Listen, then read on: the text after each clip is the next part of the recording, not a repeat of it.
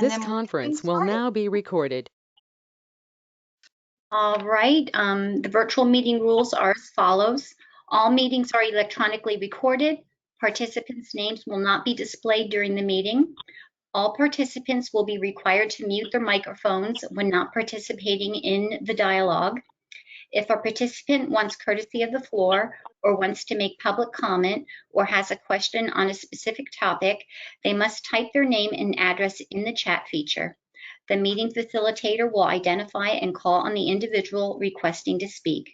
If someone is participating via phone, there will be an opportunity to ask questions, give comments, once the individual has unmuted their microphone and identified themselves with name and address. If someone has requested courtesy of the floor prior to the meeting via email, the facilitator will identify and call on the individual who has requested courtesy of the floor. Public comment will be limited to 5 minutes per speaker. Thank you. Thanks, Tracy. Sure. All right. Welcome, everybody, to the April 21st, 2021 meeting of the South Whitehall Township Board of Commissioners. Before we get things started, Renee, would you mind doing a roll call on who's present this evening?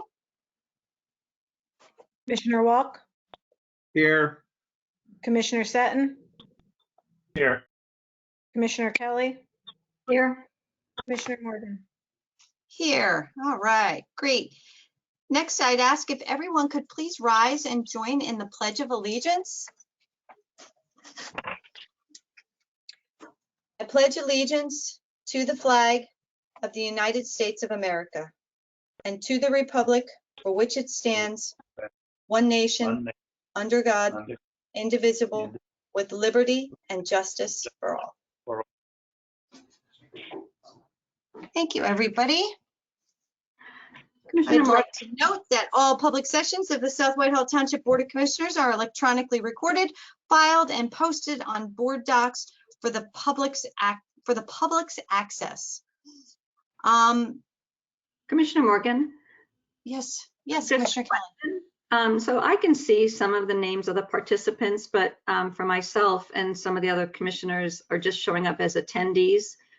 Could we ask the meeting organizer to at least identify our board and staff members with names?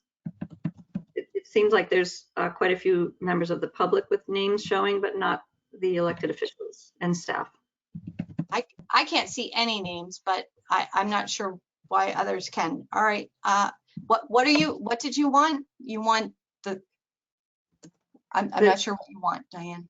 The commissioners are showing up as attendee with a number, and the solicitor, they're all showing up as attendee, but then I see members of the community on the call with names. So I'm asking if the at least elected officials and township staff could have their names showing.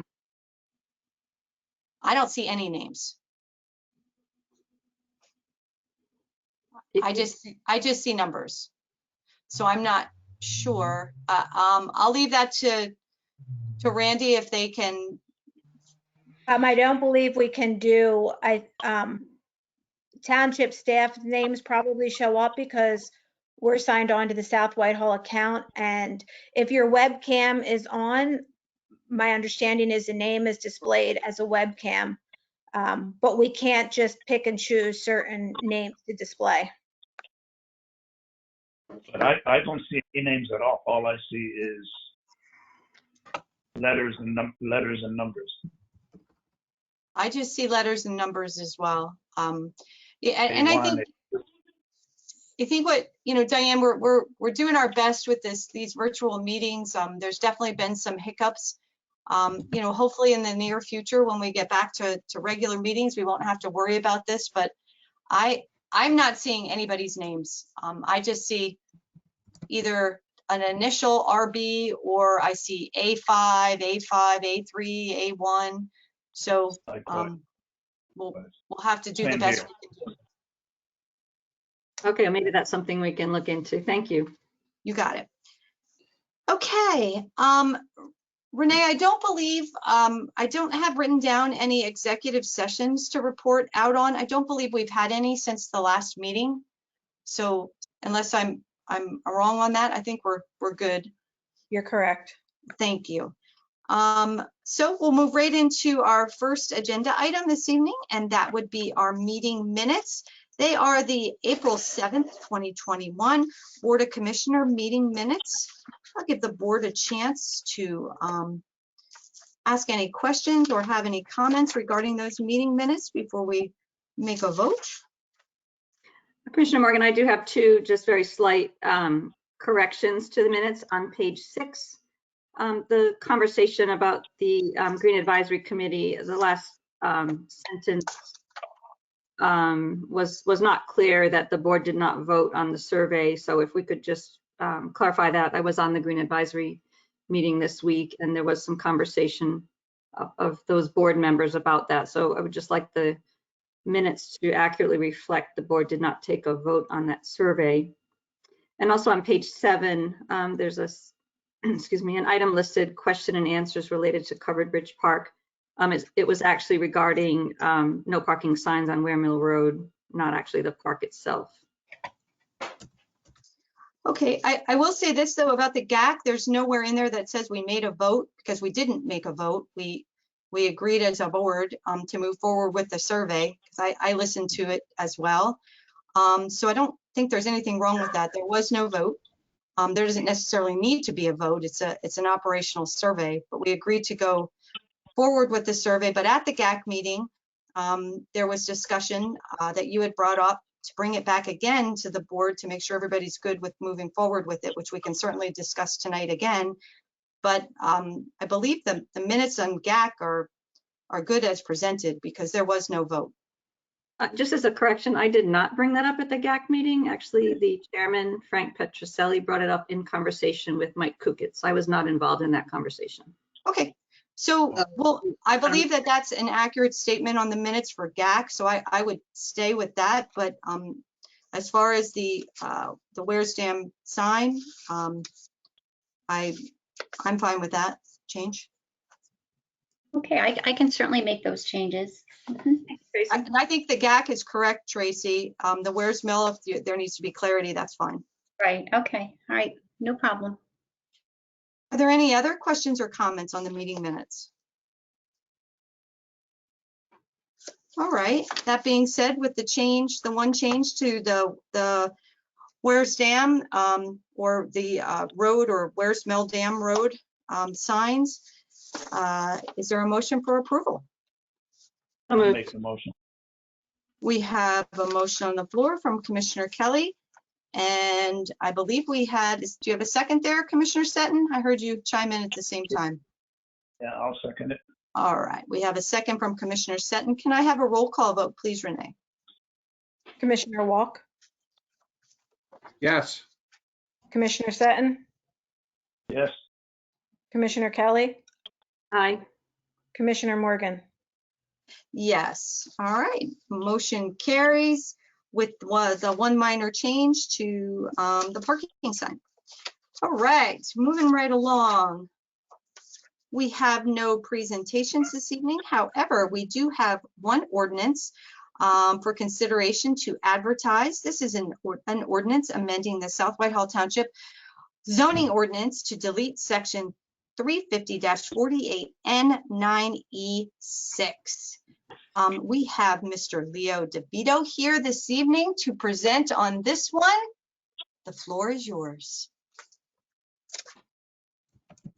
Thank you, Madam President. There has been a request made by a landowner by way of petition, which is what is typically required.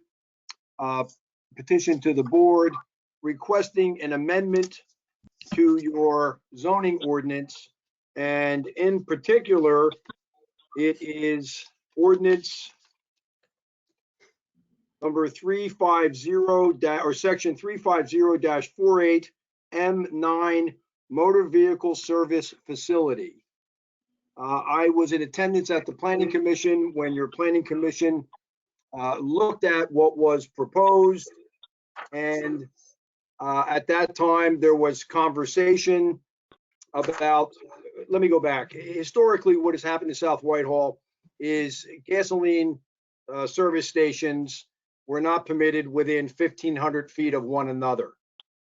And in this particular instance, there's a gas station across the street, and they wanted to put in I believe it was a Sheetz or something of that nature, but they couldn't do it because it was within 1,500 feet. So what happened was the landowner who wanted to put in the new service station filed a petition seeking to amend that provision.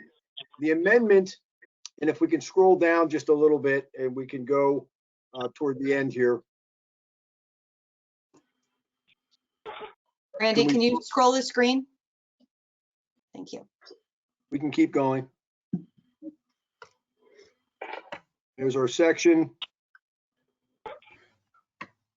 We need to go a little bit more. All that's okay. Up. I'm sorry. Up. We need to go up. It's where the delete. It's where the delete and the bold. There we go. Okay. So what is being proposed is what's shown in the bold lettering, and it still requires that no gasoline service facility shall be located within 1,500 feet of another facility unless A and B are met. A is that the two such facilities are separated by a public road, and they are located at the intersection of two public roads and are separated by the public road of a higher street classification.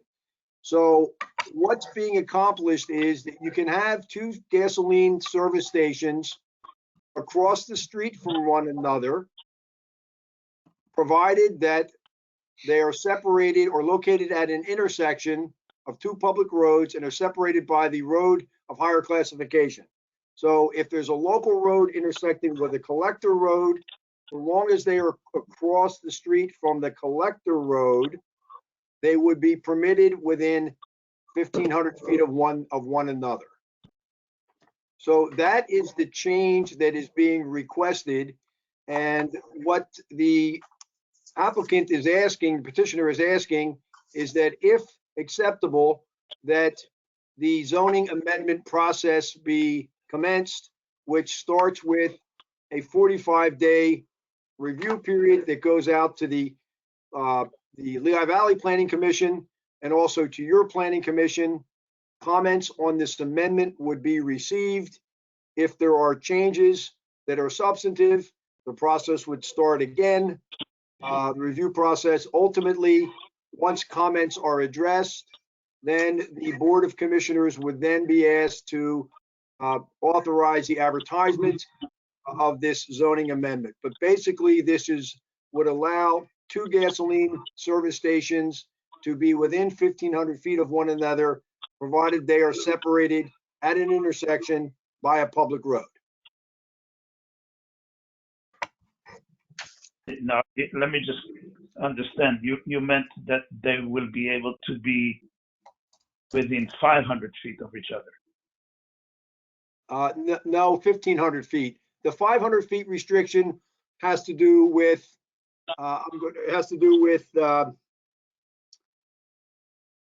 elementary schools, secondary schools, libraries, or hospitals. The current prohibition is that no two gasoline service stations can be within 1,500 feet of one another. Okay, okay, I get it. Are there any, I'm sorry, Leo, are you good? Yeah, I'll certainly entertain questions. Yes, thank you, Madam President. Excellent. Are there any questions or comments from the board on this particular ordinance request to advertise this evening? Well, actually, Madam President, if I might jump in, the request would be to authorize this proposed amendment to be circulated to the planning agencies for comment.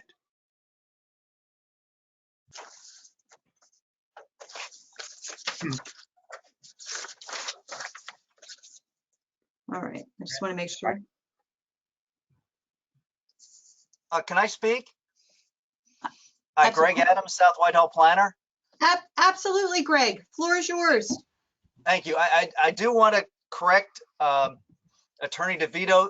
This will be for two things. This will be to circulate to the LVPC and permission to advertise. Okay. Thank you, Greg. I wasn't aware of that procedure. Thank you. That was reason for my confusion, Attorney DeVito there. No, thank you, Madam President. No problem. Are there any questions from the board for Attorney DeVito this evening? I have a question. Chairperson Morgan, this is Eric Shaw. Could I just ask a clarifying question? Certainly, Eric. Yeah. So just to be clear, the request then would be for there to be a public hearing after those notices occur, correct, Mr. DeVito? Well, as the way I'm now understanding Southwest Township, South Whitehall Township's protocols is that they would authorize the transmittal of the proposed amendment to the planning commissions for their review and comment, allow 45 days, and then authorize the and at the same time authorize the advertisement of this for a meeting beyond that date, at which time there would be a public hearing and action on the amendment. Great. I just wanted to clarify. Thanks. No problem, Eric. Commissioner Walk, you had a question. Yes, I have maybe 2 or 3 questions, but I'll start with this one. Why isn't this being presented to the zoning hearing board for a zoning ordinance variance? Because instead of coming to the BOC for a zoning change? Because they can't make that change.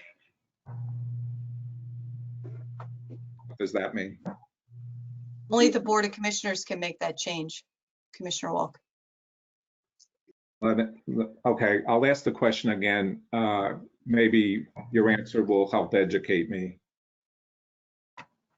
I'm aware that we have a zoning hearing board, and if somebody wants a waiver to a zoning ordinance, one can go get a variance. Why is that not being done? Madam President, if I might. You sure can. Thank you, Commissioner.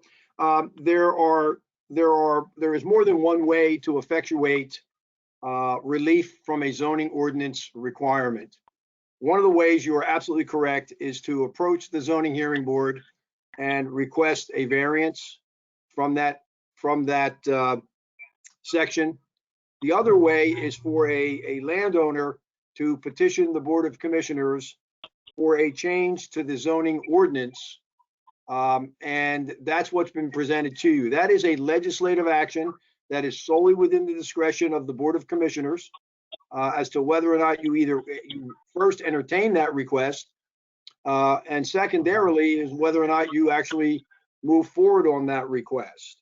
I can tell you, and I know Mr. Adams is here, but at the Planning Commission, the conversation involved that the 1,500 foot distance is probably antiquated and was probably put into place at a time when gasoline service or dispensing pumps were not as safe as they are today, and that the Planning Commission felt that maybe it was time to take a look at this, since you do see gas stations catty corner from one another when you're traveling around wherever you go. So they thought maybe it was time to look at amending the ordinance so that every time a service station wants to go in across the street from another one, you're not inundating the zoning hearing board with those requests. I hope that answers your question. Yes, you gave an answer. I'll ask a relative follow-up question. So I listened and I understood your reasoning, regarding the 2 pathways. Nevertheless, why should South Whitehall Township make this change, which would have a sweeping impact on the entire township, as opposed to having a zoning variance for just this one case? And I guess I'll say along with that, we've been holding zoning changes for well over a year now until we make the next general purpose update of the zoning ordinance. So why should the township consider making a broad sweeping zoning change, which will have an impact on the entire township in already developed areas and the large acreage that will be developed in the future, as opposed to sending this to the zoning hearing board for a variance for just this one property? Would you like me to answer that? This is Eric Shaw. Sure. Sure, Eric. Sure. First, we would be glad to, if the board will have a public hearing, address that in more detail. However, we are and have examined it, and while it may seem like it's a sweeping change, it's really not when you look at where this is possible. And we can provide you with we'll provide a map at the public hearing that will show it's very finite in its actual impact based upon land where you can have this use even underlying, and a property could meet what the requirements are, 500 feet from a school, and this one particular exception to the 1,500 feet. We would love to have the opportunity to do that. That's what the hearing is for, in my mind, number one. And number two, the path that is most appropriate for the relief that we're requesting is to proceed in this manner, which is why we chose to do it in this fashion, because for the change we are asking, this is a change that is typically addressed in this manner when, as Mr. DeVito said, there's an antiquated ordinance provision, and can be addressed through a legislative action, which, as was said at the beginning, only this board can take, not the zoning hearing board. It's not the type that typically goes to a zoning board for a variance when you're asking for the request that we want. The request follows this path, and it's the appropriate manner. But we will be glad to provide that information if we can have a hearing, because that's what the hearing is for, to get that information before the board. And Madam President, if I might add, I want to correct Mr. Schock. The comment about the antiquated nature of the ordinance was one that was discussed at the Planning Commission. It was not suggested by me. I want that to be clear. And my silence is not a lack of interest, but rather the question that was asked is really a policy decision of the Board of Commissioners. And that's ultimately above my pay grade, because that's a policy that the board has to hash out, whether you want to address this by way of a zoning amendment or by saying we have a zoning hearing board, go to the zoning hearing board, request a relief, and see what happens. Thank you. Yeah, and I didn't mean to misspeak what you said, Leo. I was referencing the fact you mentioned what we talked about at the PC. I apologize. That's okay. I just have, Go ahead, Commissioner Walker. yeah, I just have a follow-up. I guess it's a comment more than a question, and then I got one more question. So I appreciate what Mr. Schock said. There's a finite number of areas where it applies in a township right now. On the other hand, as I said a minute ago, the township has vast acreage that will be developed, that will have a variety of commercial and residential development. So this zoning change would apply in many more cases compared with just the currently developed areas. So that's my comment. Mr. Schock, do you want to say anything relative to that before I go to my next question? Yeah, I'm not sure I necessarily agree with that, but again, we can supply what we think is the analysis, and if you point out how it's inaccurate, I'm more than willing to debate or discuss that. But we have been doing the research, and And we looked at developed and undeveloped properties where the zoning is there. If you change, unless you're saying you're going to rezone areas to allow this use, then maybe that's where we are. But I do think I would love the opportunity to supply that to the board at a public hearing and discuss it. Yeah. Okay, just a quick comment on that. We're only partway through the, well, we're a good way through the comprehensive plan and the zoning.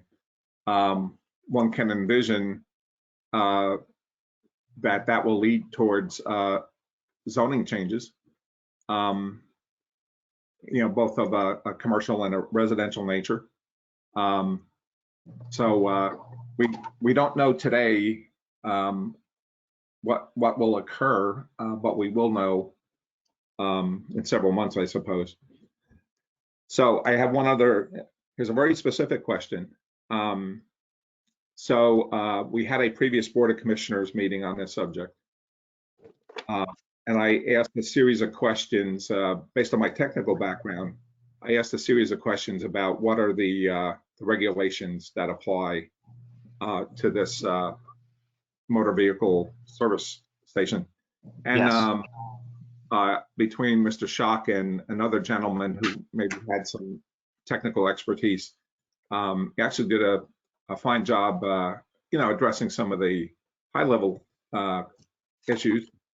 But at the end of that, I requested the applicant to submit a list of the regulations that apply to this service station. Some that were discussed and some that were simply mentioned, but not discussed at the last meeting. I never received that information, so I'm wondering, was it submitted to the township and it simply wasn't forwarded to me, or was it not ever submitted? Yeah, an investigation was performed and there are no regulations that pertain to the separation of gas stations from other gas station service facilities. And we did discuss that with the Planning Commission. And if there's something, again, if there is something specific that you would like for the public hearing, we can do that. But Mr. Spiegel from Wawa's on the line, and he went to the Wawa source who handles that. And Mr. Spiegel, can you confirm there is nothing? Is that correct? Yeah, that is correct. Yeah, the industries or the agencies that regulate the fuel regulate the actual logistics of the installation and the monitoring, but not about the location with respect to other stations. Okay, thank you. You're welcome. Are there any other questions from the board? Yes, Commissioner Morgan. I'd like to just add a couple comments myself. I also sit on the Planning Commission, so I have obviously reviewed this at our meeting in March, and I'm going to make some similar statements that I made at that point, just as my view and my opinion on this. The ordinance that we're talking about was adopted in 1968, and certainly when we're talking about whether or not it's an antiquated ordinance, that is one certainly way to look at this. But the other is that, from my perspective, it's also a design standard in the township. We don't have competing gas stations at intersections, and in my opinion, based on what the research that I've done so far since 1968, this ordinance has seemed to serve our township well from a design standard point of view. I would certainly agree with some of the comments that Commissioner Wilk made. I did raise the same question at the Planning Commission level to why we would change an ordinance as opposed to having the applicant go through zoning hearing, since it is one piece of property that's being considered to want to change what's in our zoning.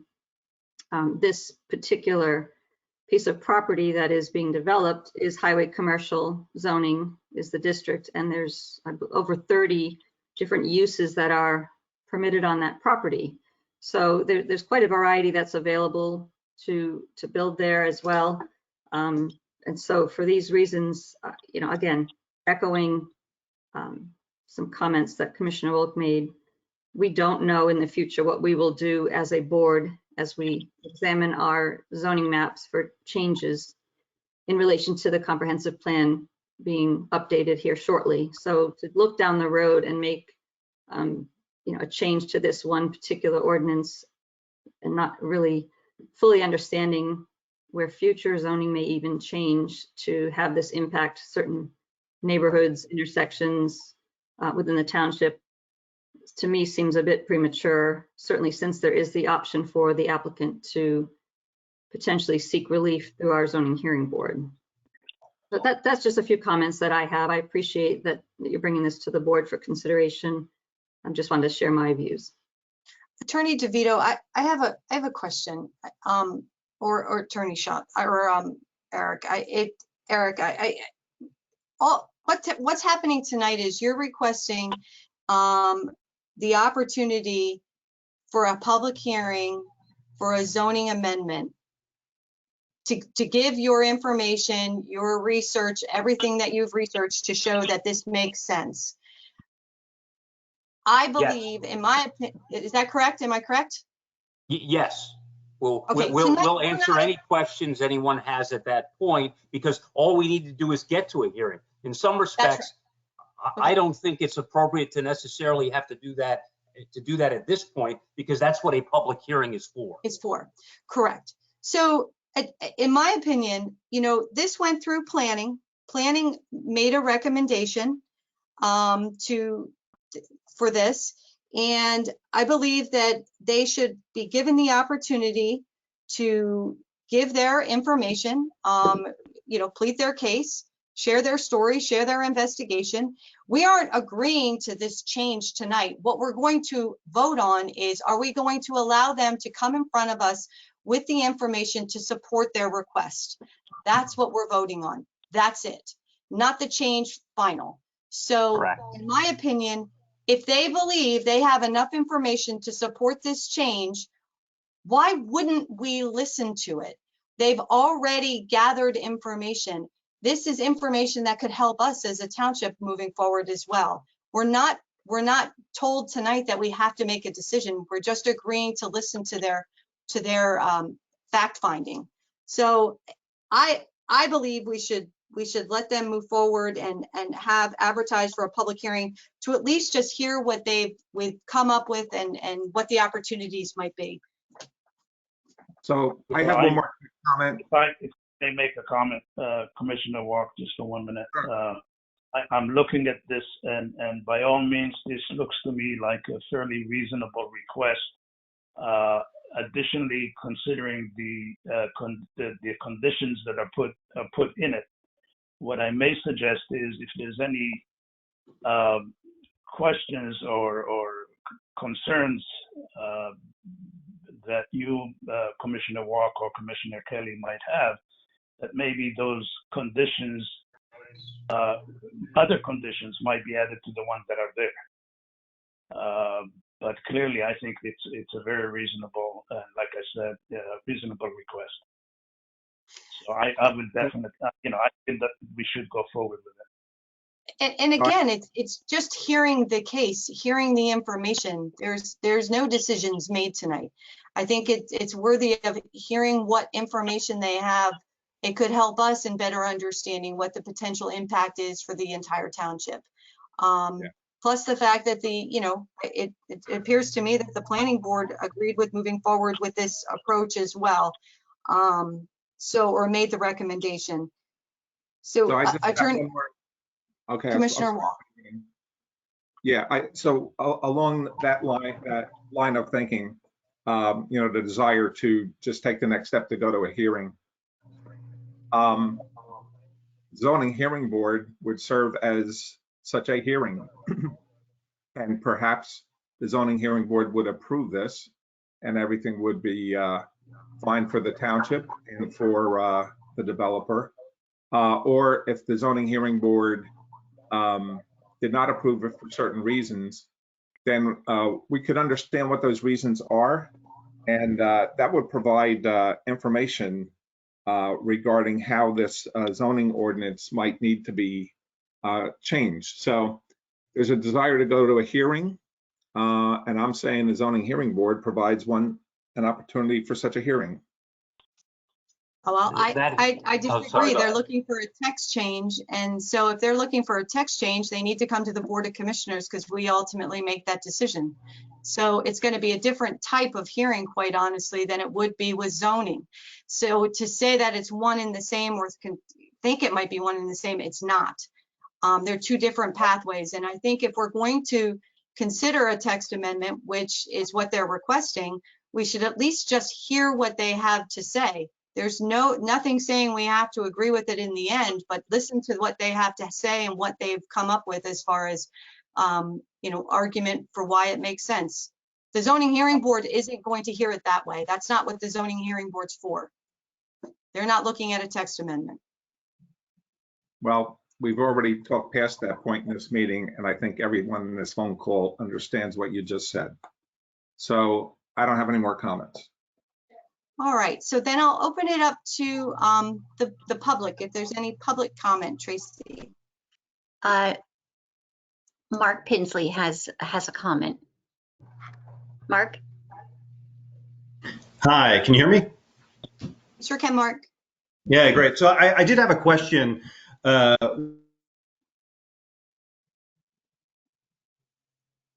Planning board? We lost you there for a second, Mark. You cut out. Go ahead. Try Yeah, again. can you hear me now? Yep, we can hear you now. Is Commissioner Kelly also a voting member of the planning board? Yes, I am. And so do you intend on recusing yourself this evening? No, I don't. So you plan on voting twice on the same issue, is that correct? Well, Mr. Pinsley, the Planning Commission is an advisory board only, and they don't have any authority over this. They advise only. But you vote. May I ask Solicitor Aldifer, would you please? No, Madam, this is my matter, Madam President. Ms. Pinsley, the Planning Commission is a recommending body. The legislative body is the Board of Commissioners. They are the ones that are ultimately responsible for either enacting or rejecting this amendment. It is common in municipalities to have a representative of the board, whether it's a Board of Commissioners, a Board of Supervisors, or a Borough Council on the Planning Commission, to act sort of as a liaison between the Planning Commission and your Board of Commissioners. There would be no reason, in my opinion, for Commissioner Kelly to have to recuse herself from either participating in the Planning Commission on this or on the Board of Commissioners. Did she vote in the Planning Commission? There's a difference between being a liaison and a voting member. Well, we can agree to disagree as to whether or not she has the ability to vote, but whether she votes, and I honestly, I don't recall whether or not you voted or not, Commissioner Kelly, but to me, it's of no relevance whether you did or you did not, whether you voted. Well, it's absolutely relevant because she can vote. She's getting 2 bites at the apple rather than 1. So, I mean, obviously it's legal for her to do what she's doing. I would say it's unethical, and I'm curious about how you guys investigate the ethics of what's going on. Like, I don't believe that she should be a voting member of the Planning Commission. There are 2 separate independent boards of one another. Her vote on the Planning Commission is of no import or has no impact on her vote at the Planning Commission. Absolutely, it does. Well, again, we can agree to disagree. We're not going to agree to disagree. That's just not a true statement. If she votes no on one, she is likely to vote no on another. If she votes yes on one, she's likely to vote yes on another. Okay. So she's getting 2 bites at the same apple. I'm not saying it's illegal. I'm saying it's unethical. And my question was, how do you investigate the ethics of this? There is no ethical violation. There's nothing to investigate. That's the problem. It's not a problem. They're two independent bodies. One is a recommending body. One is your actual legislature, your Board of Commissioners. And I'm saying I don't believe that this is ethical. And is there a way to investigate the ethics of this? Yeah, I mean, I'm sorry, I don't mean to be flippant with you, but you certainly could hire an attorney to investigate it. But in my opinion, as the solicitor, special solicitor for this matter, there is no ethical violation here. And I'm sorry, are you representing South Whitehall? I am. Okay. And where's Joe?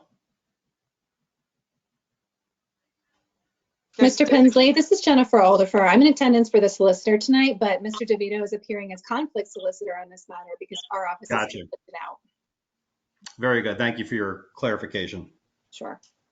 I am finished. All right. Any other questions or comments from the public, Tracy? No other comments. I'll leave it open for another minute or so in case there's anybody on the phone that wants to unmute with any questions or comments.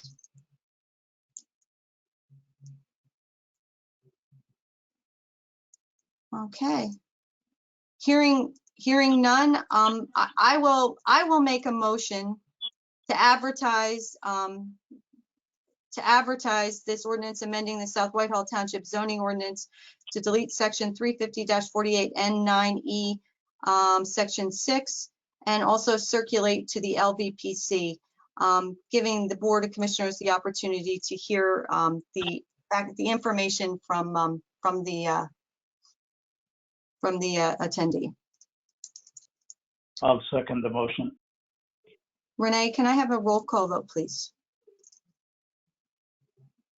Commissioner Walk, No.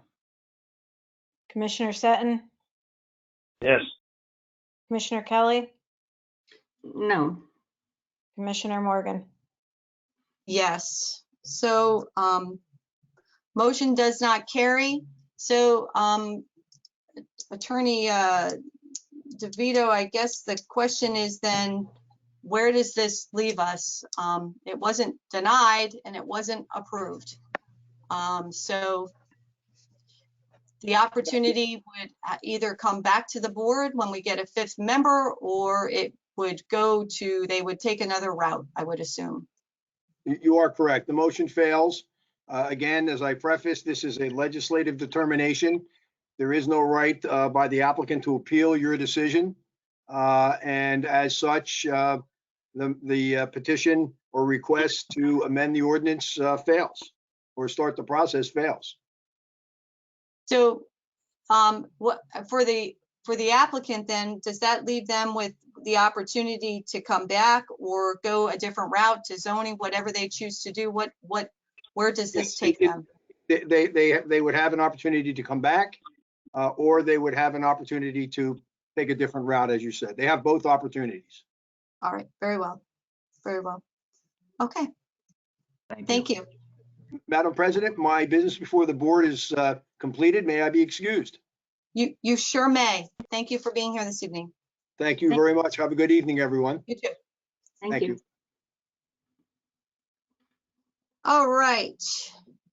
Next this evening, under motions, we have 2 motions for consideration. The first is a sewer allocation request for Hotel Hamilton. Mr. Elias, are you with us this evening? Yes, I am. Good evening, commissioners. Welcome. The floor is yours, sir.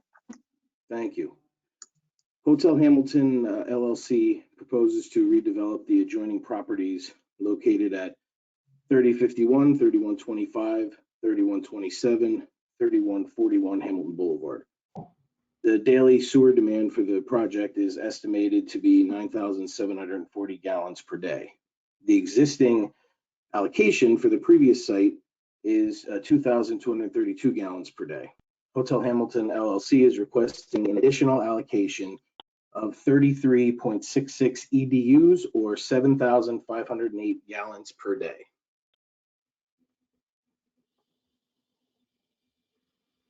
All right. Thank you, Mike. Anything else with this one? No, not for me. All right. Are there any questions for Mike on this sewer allocation request for the Hotel Hamilton from the board? Mike, I just had a quick question, please. As I was reviewing the packet, I noticed that the township water bills that were included in the packet for us were of a nearby hotel for, I guess, for comparison's sake, were dated back for usage in 2013 and 2014. And I was just curious if there was a reason why we used water bills from that period of time as opposed to something more recent with this particular matter. Diane, I believe, and Tony, you can correct me if I'm wrong, I believe those are put in that packet by the developer themselves to show comparable flows from similar businesses. With the township, I didn't put those in the packet. I believe the developer does that. Tony, am I correct on that? Yeah, that's correct, Diane. They used comparable rates when they were putting this plan together. As you know, the plan's been around for a while.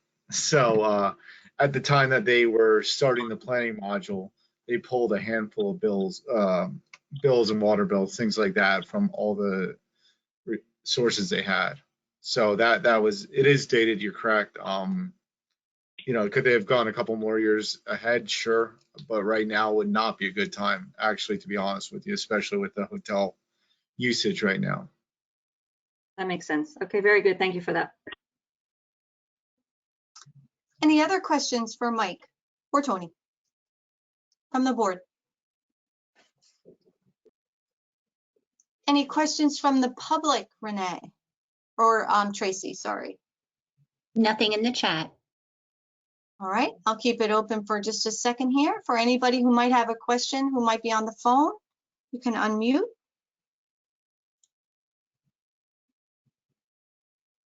All right, hearing none, do I hear a motion to move forward with the sewer allocation request for Hotel Hamilton?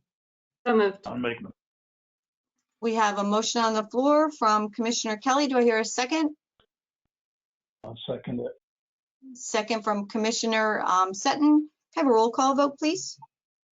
Commissioner Wall, Aye. Commissioner Kelly, Aye. Commissioner Seton, Aye. Commissioner Morgan.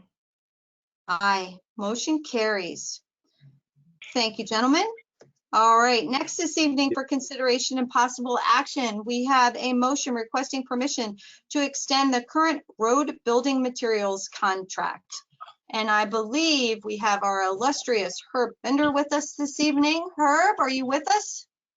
Yes, good evening, Commissioners. On behalf of South Whitehall Township Public Works and the Purchasing Department, would hereby request permission to extend the above referenced contract to New Enterprise Stone and Lime Company for an additional term of 1 year. With the rising oil and fuel prices, we feel the extension would be in the best interest of the township, as the vendors has agreed to hold the same pricing for another year. And in my opinion, it would be a no-brainer to hold this pricing due to, we have all seen gas go up $1 a gallon. The oil prices are going up, which that is all used to make blacktop. So we would probably most likely see an increase in our pricing. Herb, we got this original contract for consideration back in June of 2019, correct? Correct. That's when we went back out to bid. And if I remember correctly, in 19, it was good for 2 years. And now we have to go for the 1 year extension. Yep. So we talked about it at length back in 2019, and there's no changes to the contract language itself. It's just we're looking at the extension, correct? Yes, just to keep all our pricing the same. Everything stays the same in there. Fantastic. Okay. Any questions from the board on this particular request? Looks like it could save the township some considerable money, hopefully. Herb, I just had a question. What is the amount that we're approving on this contract? Every year we take money out of our materials account, depending on how bad winter was and how much road maintenance we have to do. This year we have set up a blanket for New Enterprise of $65,000. And if we would need more out of the materials account, we do come back to the board like we did in 2019 to add more money to the blanket. Okay, very good. Thank you. Any other questions from the board for Herb? Any questions from the public, Tracy? Nothing in the chat. All right, I'll leave it open for just another second here for anybody on the phone who might have a comment and want to unmute. And lastly, but not leastly, Jennifer, I'm assuming from a legal standpoint, the contract extension, all good, no issues there, good to go? Yeah, as Herb represented, this is an extension that's permissible under the original contract. Awesome. All right. That being said, I will make a motion to move forward with permission to extend the current road building materials contract for 1 more year. Second the motion. Motion by Commissioner Morgan, second by Commissioner Kelly. Can I have a roll call vote, please, Renee? Commissioner Walk, Yes. Commissioner Seton, Yes. Commissioner Kelly, Aye. Commissioner Morgan. Yes, motion carries. Thanks, Herb. Thank you, commissioners. You got it. All right, next under correspondence and information items, we have our boards and commissions. I will report out on GAC, which, hold on 1 second, I gotta get to the right page here. Who did just meet on Monday, which I believe was the 19th. We went over the presentation that Frank had made previous to the board, talked about the May recycling event. I'm going to defer to either Randy or Mike Cookitz if they're on the phone. I jumped in a little bit late on that meeting, so I don't want to miss anything. But one of the things we did talk about was requested just to make sure that the board was good with moving forward with the survey, the business survey, which is just information gathering. There's a variety of questions, including some questions about the single-use plastics, but amongst other things. And at our last board meeting, we did agree that it was good to go, but the request was made to bring it back again just to make sure. So assuming there's no questions or comments, I think GAC is excited to get that rolling. And I will defer, Randy, to you or Mike for anything else that I might be missing as far as topics to bring back to the board from the GAC meeting. Sure, Commissioner Morgan, the remaining topics covered during the last GAC meeting were simply project status updates that the GAC might be working on individually within their subcommittees. So nothing earth-shattering at this point. Yeah, and I want to remind everybody, we still are planning the May 22nd electronics recycling event at Parkland High School. I know that's posted on the website. You'll see more to come on that. And then also there is a Earth Day cleanup down at Covered Bridge Park. I might be stealing somebody's thunder here. I won't go into too much detail, Randy. If you or Mike were going to talk about this, but I believe GAC is going to have some information available at that event at Covered Bridge Park this weekend as well. So I'll let you touch on that one a little bit when you do your department reports. But if there's no questions on the survey, I believe, Randy, you guys are set to distribute that survey maybe sometime in the next week or so, correct? Yeah, it's my I'm not working on that one individually. Mike might be better to answer that, but I do understand it's ready to go. All right. Were there any, I know that the board did see that survey a variety of times. It's just a general information survey. Were there any questions or comments on the survey? Commissioner Morgan, I'll just respond to that. I did a little bit of research on this in the last couple of days just because I was curious. I realized that there is a ban at the state level on single-use plastics being enacted in municipalities, and it's on hold until at least July of this year. And I also read that the city of Philadelphia, as well as a couple of other municipalities, are in a legal battle over this as well. The state has been sued by them. And I just, from a practical standpoint, I'm wondering about the timing of this. The fact that we're in a pandemic and we're relying an awful lot on single-use plastics for so many industries, restaurants, businesses. I wonder if there's wisdom to hold off on this until certainly the state decides what they're going to do in July, and we see what the result of these legal issues are, because doing a ban on or enacting one here at a township level is something that, again, I've brought this up in the past, that we as a board should decide if this is the direction we want to go. And certainly we don't discount the Green Advisory and the ideas that they've had to help educate the public and businesses on responsible use of plastics, recycling, reusing, as opposed to possibly enacting some sort of a ban that could pass along increases to businesses and potentially to the consumer and our community at this time where we're not quite out of the woods with COVID and its impact on our businesses and our community. So those are my thoughts, just general. Yep, and again, the Green Advisory Committee is gathering information. There hasn't been even a decision by the group to make any recommendation to the board on an actual ban. They're trying to gather information on different environmental initiatives. That's just one of some of the other things that they're looking at with this survey. It's gathering information from the businesses. All this is going to do is help the group better understand what's happening out there in the community, what makes sense. So again, it's not instituting a ban. It's not saying a ban is going to happen. It's just gathering information. All of this will help us better understand what makes sense moving forward. And they are well aware of the state hold on the ban and the issues in Philadelphia. But again, this is stuff that's going to help the group better understand what makes sense for South Whitehall. So I do believe we should give them the ability to gather information to better provide information back to us as a board and recommend things. It may not even, they may get enough information back that a recommendation to consider it doesn't even make sense.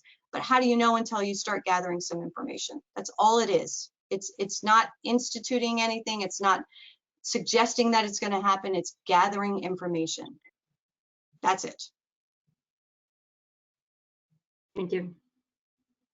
Are there any other questions from the board? I'll just ask the very general question along the lines of Commissioner Kelly's thought. Why would we do this now rather than wait to know what the state legislation is going to be? Because it's not just about single-use plastics, Mike. There's other things in the survey. There's other environmental questions. It's gathering information so we can better understand where South Whitehall is in all of this. It's just gathering information. That's it. That's all. It's not nothing more than that. Okay, thank you. Is the board okay with allowing GAC to at least gather some information to better inform themselves and others? Are you guys good with that? I am, absolutely. I definitely am. I would hope the two of you are as well, Mike and Diane. It's just gathering environmental information so they can share it back. That's it. A decision can be made later on, maybe after, as Commissioner indicated. There might not even be a decision to be made. It's just getting the information to better understand. Yeah, I'm just saying, after the information is being gathered, a decision can be made later on in June, July, or whatever. Sure. I guess it depends on what Myers-Briggs type you are. The J in me says, why not wait for the state law, and the P in me says, GAC is doing great work, so let's honor that work and let this proceed. Well, based on our last meeting, everybody agreed that they were okay with sending out the survey. We brought it back again. I hope I don't have to go to GAC and say, well, now two people don't want to do it and two people do.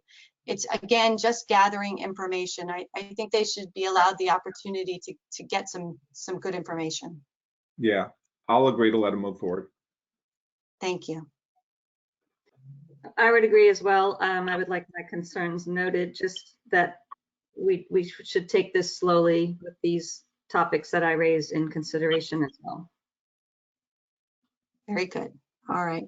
So Mike and Randy, you can, relay back as far as the GAC survey. And as far as GAC goes, that was the topics of discussion. That group continues to move forward with a variety of different topics, which I will continue to bring back to this board and update appropriately. So I'll defer now to any other boards or commissions. Mike or Diane, Joe, did you guys have anything? Excuse me, Tori? Yes. Excuse me. I got disconnected there, and we did have Mark Pinsley wanted to comment, I believe, on the GAC issue. Certainly, Mark. I think it's fine. You guys have already voted. I just wanted to clarify because we're using the word ban and it's actually not a ban, just to be clear. So, a person can still request a plastic bag. It's just that they then would be charged by the proprietor an additional amount of money. It could be 10 cents, 5 cents, whatever it ends up being. That money gets kept by the proprietor, not by the township. So I just wanted to clarify, it is not a ban. And the lawsuit, which is going on, is from Philadelphia and others, trying to just end the ban earlier. The ban is going to end. It was, started by someone here in Pennsylvania who owns a plastics company, and that's why we have the plastic ban here in Pennsylvania, or the ban on banning anything here in Pennsylvania. Okay. Anyway, I just wanted to clarify that it is not a ban. Thanks, Mark. Tracy, were there any other, in regards to the GAC, were there any other questions from the public? When I got disconnected, my chat cleared, so there was no one at the time. So there is nobody. I don't see anybody. Okay. All right.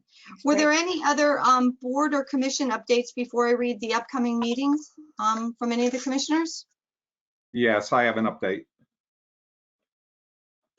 So I have an update, brief update from the Finance Committee with a focus on the audits.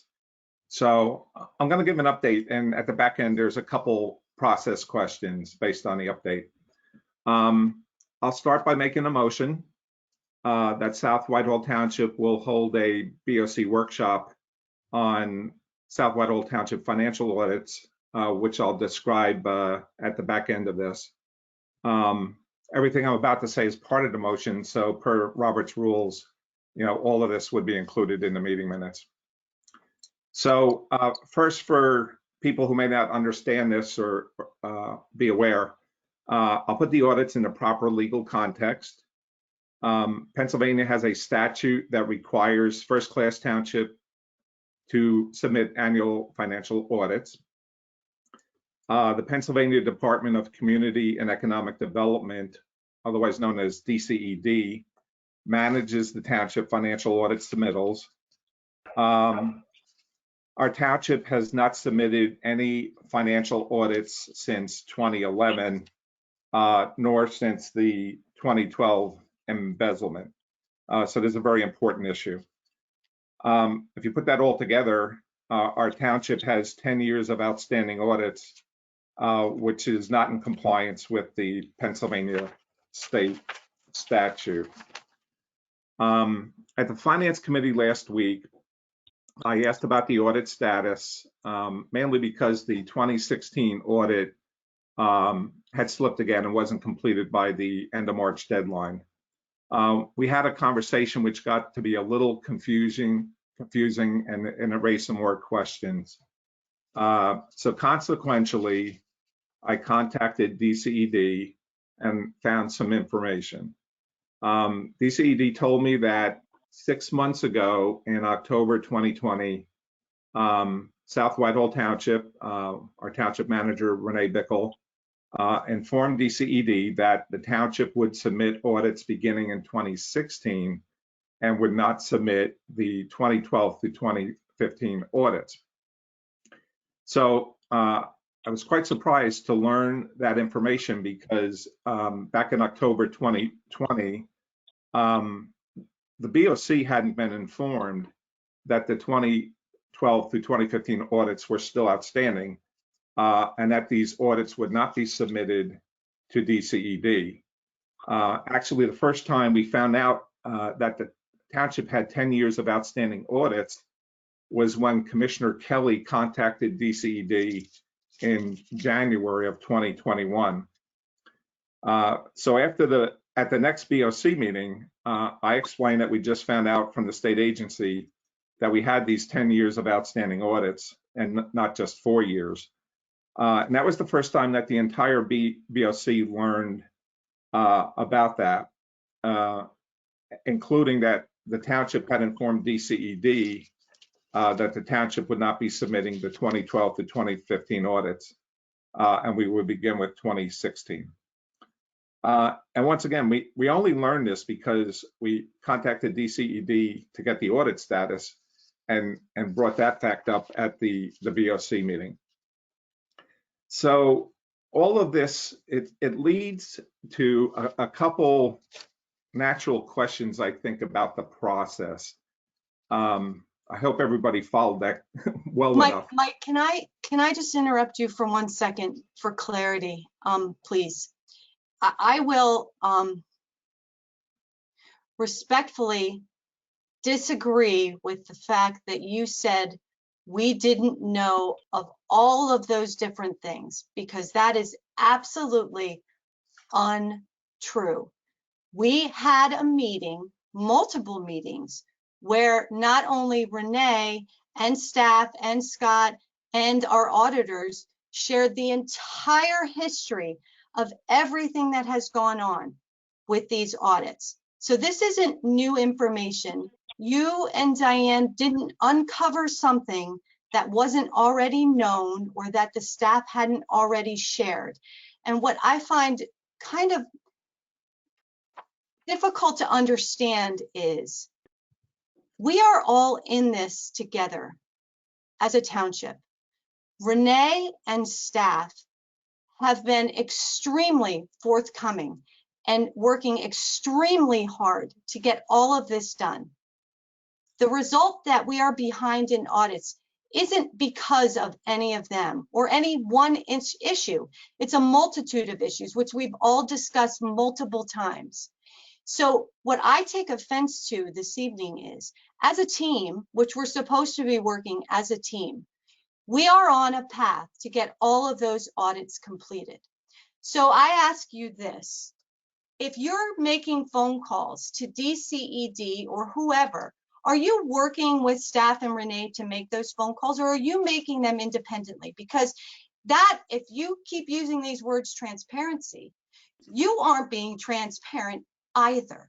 We are supposed to work together to get through this. And I believe staff and all of us as commissioners met and discussed the plan of action, where we were, where we plan to go, and how we're going to get there. DCED is well aware of all the different situations that have happened and why we've gotten to this point. So I'm extremely concerned that you come on these calls and you call out staff, you call out Renee, you call out the process. It's like we're working on two different levels. Mike, we are all the township. We are all driving towards the same goal. Everybody wants to see those audits done. It's everybody's goal. So when you come off making it sound like you've uncovered something that nobody knew, and if you never called, nobody would know, that's an out and out lie. That is just a lie. So I respectfully request that if you're going to go on with this discussion, we talk about it as a team. And as a team, that means us as commissioners, Renee as our township manager, and all of staff that's involved in this. Don't single yourselves out as being the saving grace for all of this, because at the end of the day, we have all been working really hard to get the end product and get it right. So I disagree with your discussion that you just had, because that is not true. And to share that with the public is unfair, because it's not true. Well, you covered a lot of ground there. You covered a lot more than I said. And as you typically do, you put a lot of words in my mouth. So I'm going to go back to the main point. I'm going back to the main point. You said my facts are not true, and you are not true. And I don't want to get into a personal squabble with you over this. I've researched this very thoroughly. I've looked at every document, and I've looked at all the meeting minutes. I'm going to keep it simple. What I said what I said is correct. It's not. We did not know that there were 10 years of outstanding audits until Diane Kelly contacted the CED on January 13th. That is untrue. That's an untrue statement. I will stand behind that statement. I will kindly request you now to let me finish speaking. Absolutely, but it's untrue. Do that? Okay. So do I have to repeat that since you interrupted No, me? I don't think you need to repeat it. I think everybody heard it the first three times, but go ahead. So the first time was January 13. Diane Kelly discovered that. At the very next BOC meeting on January 20th, we told you that we discovered that information. And at that meeting, January 20th, it was the first time that the full BOC learned, certainly that Diane Kelly and I learned, that the township had taken a step to tell DCED that the first 4 years of audits would not be submitted. Now, if you want to resolve this disagreement, January 20th was the first time that Renee and you provided that information, followed by on February 3rd, you provided the same information and expanded it. And then on February 11th, we went to the meeting with the auditor and it got expanded. So everything you said is correct after January 20th. What I'm saying is January 20th was the first time that we learned that there were 10 years of outstanding audits and that we hadn't submitted the first 4 years of audits. So my main point was going to be pretty simple here. I'm not criticizing Renee or anyone else. They're doing everything they can possibly do to get these audits done. All right. But everything I say has to be viewed as a personal criticism, and people like you have to get defensive instead of just listening and accepting some information and try to make an improvement. We didn't learn this until January, so it's a little perplexing, and I'm going to tell you why. The BOC has been in office for over a year, and we've thought for a year that there's 4 years of outstanding audits instead of 10. Diane Kelly and I serve on a finance committee, and we met through August before we went into the budget review period. This never came up at a finance committee meeting. The fact that we have 10 years outstanding audits and not just 4. And then in addition, Diane Kelly and I repeatedly asked questions about the audit status in October, November, December, and then in January. And every time we asked an update about the audit status, we got very sparse information, and we were never told that that there were 10 years of outstanding audits. So my question, I was going to pose this in a positive manner, like, how did we get into this situation? What can we learn from it? And what improvements can we make going forward so we have better communication? And on the issue of the decision to not submit the first 4 years worth of audits, how do we get into a situation where the full BOC was not informed and the BOC did not give approval prior to the township, meaning Renee, telling DCED that the township would not submit the 2012 to 2015 audits, which is a requirement to comply with the law? How is it this township went to DCED and said, we're not going to submit audits that were required by the law without the BOC meeting in a public meeting to discuss that subject and make a decision. I think we have some. The prior board, Mike, was aware of where they were going to start the audits. You could go back and look at minutes. The prior board was well aware of where they were going to start with audits. Well, guess what? When did that occur? I've looked at every meeting minute from January, the ones that are online, from January 1st, 2016 to today. There is nothing in the meeting minutes that state that the BOC decided we're not going to submit those audits. In fact, as late as October 2017, it states that the 2012 audit is nearly done and the 2013 Water Authority audit is nearly done. There's nothing in there that says that.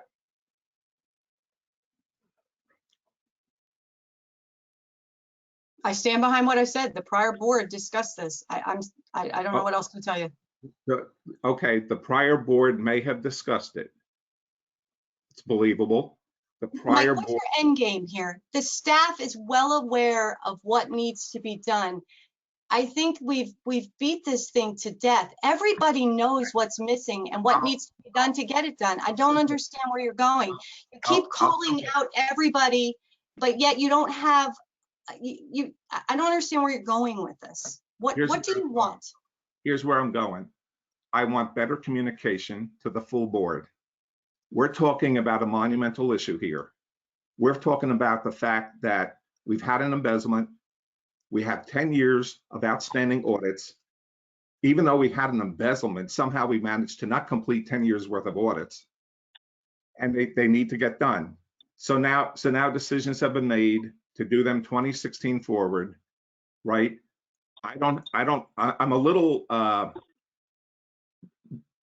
disturbed, I guess, that we have a township and a board that has no record of having ever made any decision that the audits should not be submitted and it's required to comply with the law, right? That's a pretty important decision. Where is the record that that decision was made and approved by the board? So what's my end game? I'd like to have better communication all around. I would like the full board to be informed, equal to you, Commissioner Morgan. You have a lot of knowledge. I know nothing more than you do. We would like to have as much knowledge and information as you, and I would like to ensure that the full board is voting on important issues like these at public meetings, right? And not anything other than that. That's why I brought this up. Now I'd like to move on and make my motion.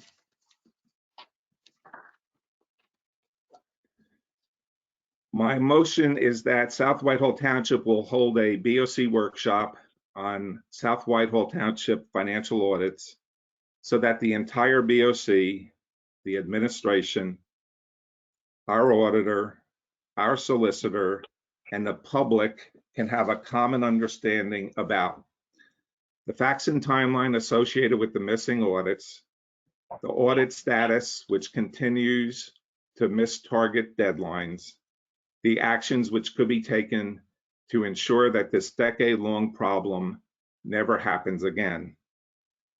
The BOC, administration, auditor, and solicitor need to work together to achieve this goal.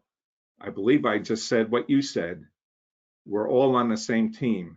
We all need to work together. The BOC, the administration, the auditor, and the solicitor are the key people. We need to work together to meet this goal. My motion is that the BOC workshop on South Whitehall Township financial audits will be held on the next available opportunity, Wednesday, May 12th. Thank you.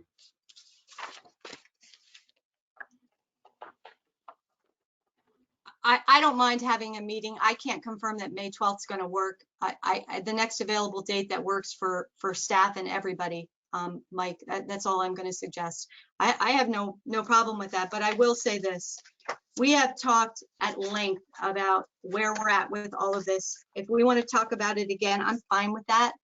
I know nothing more about these audits than you guys do. Obviously, between you and Diane calling DCED yourselves probably know more than we do. So, that's the first I've heard that, outside of staff that, we have commissioners calling DCED direct about this, which is concerning to me. But that's a point for another day. I'll defer, but I can't confirm May 12th at this point, but I'm happy to sit in on a meeting and share information and listen to information as well. But I don't think any of us can confirm tonight, May 12th, because you've got a lot of different people that need to be available, and they're not going to be able to commit to that in one evening. I just want to say, despite this type of discussion we're having, when we've had the meetings and the information's been shared, Renee and you have done a fine job, I believe, sharing what you know. Okay. Well, I'd like to make a comment. Go ahead, Diane. Oh, go ahead, Joe. Thank you. So I'll just make a comment that I feel we've discussed these issues over and over again in several meetings. I believe Renee and staff are doing their best, and I know that they're working very hard to accommodate what it is that's required. All the audits from 2016 forward will be done very shortly. I'm sure they're all working on it. I have full confidence in what they're doing. I don't need to meet on another meeting for this. I'm fine with all the information I already have.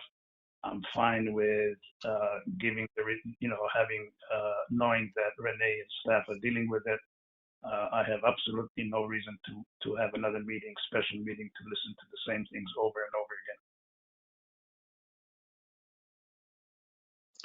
So I'd like to comment. I guess my comment for Joe's benefit is, I appreciate you saying you don't want to hear the same thing over and over again.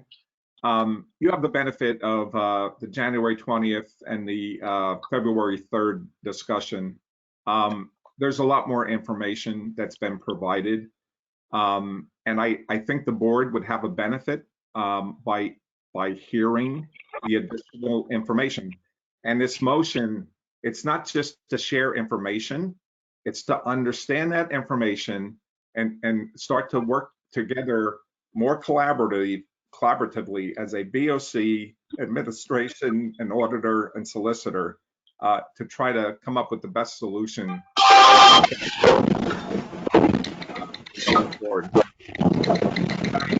want to say, need to fix that problem. Okay. I raised this issue because I think it's one of the most serious things we're dealing with, our finances and the audit. I tried to describe it as a process issue intentionally because it's not a personal issue. I agree with what Tori has said and what Joe has said.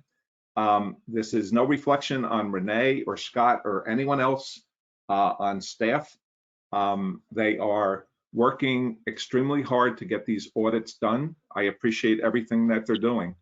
I'm just bringing this up as an improvement opportunity as we go forward in the future. Well, I will say this, Mike, I don't believe it's productive nor at all for you or Diane without working directly with Scott or Renee to be calling DCED for information. I think that is a bad practice. And I would highly suggest against that. I mean, if you have questions for DCED and you want to sit with the two of them and call them together, but that is not working as a team. That is not working as a team. So that would be my suggestion moving forward to the two of you. That is a bad practice. Okay, fair point. And likewise, in a reciprocal fashion, and this is not my own original thought. This came from another person, a former commissioner, that it would have been appropriate when the information was provided to DCED that these 4 years of audits would not be submitted. It would have been a good idea. I've already said for the board to be on board, but for Diane Kelly and myself as the finance committee commissioners to be on board, with that decision making. And this former commissioner actually said maybe even involved with the phone call when that news was conveyed. So I guess we agree on that point. Well, I'd like to make a comment if I could. I think that's a good point that you just raised. Certainly we don't, as a board, understand the significance of not doing those early audits from 2012 through 15 as a township. That's certainly something that I, as a commissioner, would like to have discussed with the township manager before, or finance team, whatever individuals were involved with making that decision to communicate that to the DCED. At the end of the day, as commissioners, it is our duty and obligation to meet the state requirement to submit audits. And I think that's the crux of what, correct me if I'm wrong, that seems like the crux of what Commissioner Wolf just explained to all of us. And the fact that there will be several years not done moving forward should concern all of us. I understand the reasons why, but it is certainly a concern that as a township of the first class, that we're just not going to do 3 years of audits that are due every year. They will always remain outstanding with the state. The state does not have the ability to forgive us or let us go. I get that they understand what we've been through, but I hear Commissioner Wolf's frustration, and I share it because I've sat in plenty of budget meetings and Board of Commissioner meetings as a citizen over the last several years, hearing this topic talked about, and it sounded like it was making progress for certainly the 13, 14, 15 audits. And now, as an elected official, 15 years into my term, I shared this with both Scott and Renee at our meeting last week. We all share this frustration, but it's hard to wrap our minds around. We don't even have the 2016 audit in hand, complete, ready to publish and give to the DCED after, having worked on it. I understand everyone's working hard, but I can appreciate an opportunity to sit down as a full board, share this information, understand the importance and relevance of what decisions have been made. I concur 100% with Commissioner Wolf.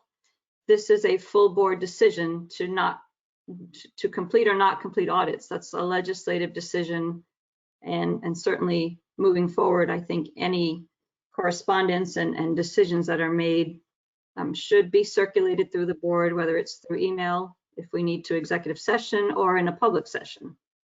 So I would certainly share those concerns. I would second your motion, Commissioner Wolk. I think an opportunity to have a workshop where we can be brought up to speed with the changes that have been implemented as we're moving forward through this process over the last couple of years, the work that has been done to bring us to this point where we're on the cusp of getting the 2016 done and moving forward. And as I brought up, the other day, we've got a building renovation. There's a lot of moving parts here that as a member of the Finance Committee and certainly as a commissioner are very much in the forefront of my mind when I'm making decisions of how I'm going to vote on things and what will we do with our budget. Those are just my thoughts, and more information for this board as it concerns audits. I've heard a couple of the commissioners say we keep bringing this up. I think when you share all of the information and we can get all on the same page, I don't believe we have been.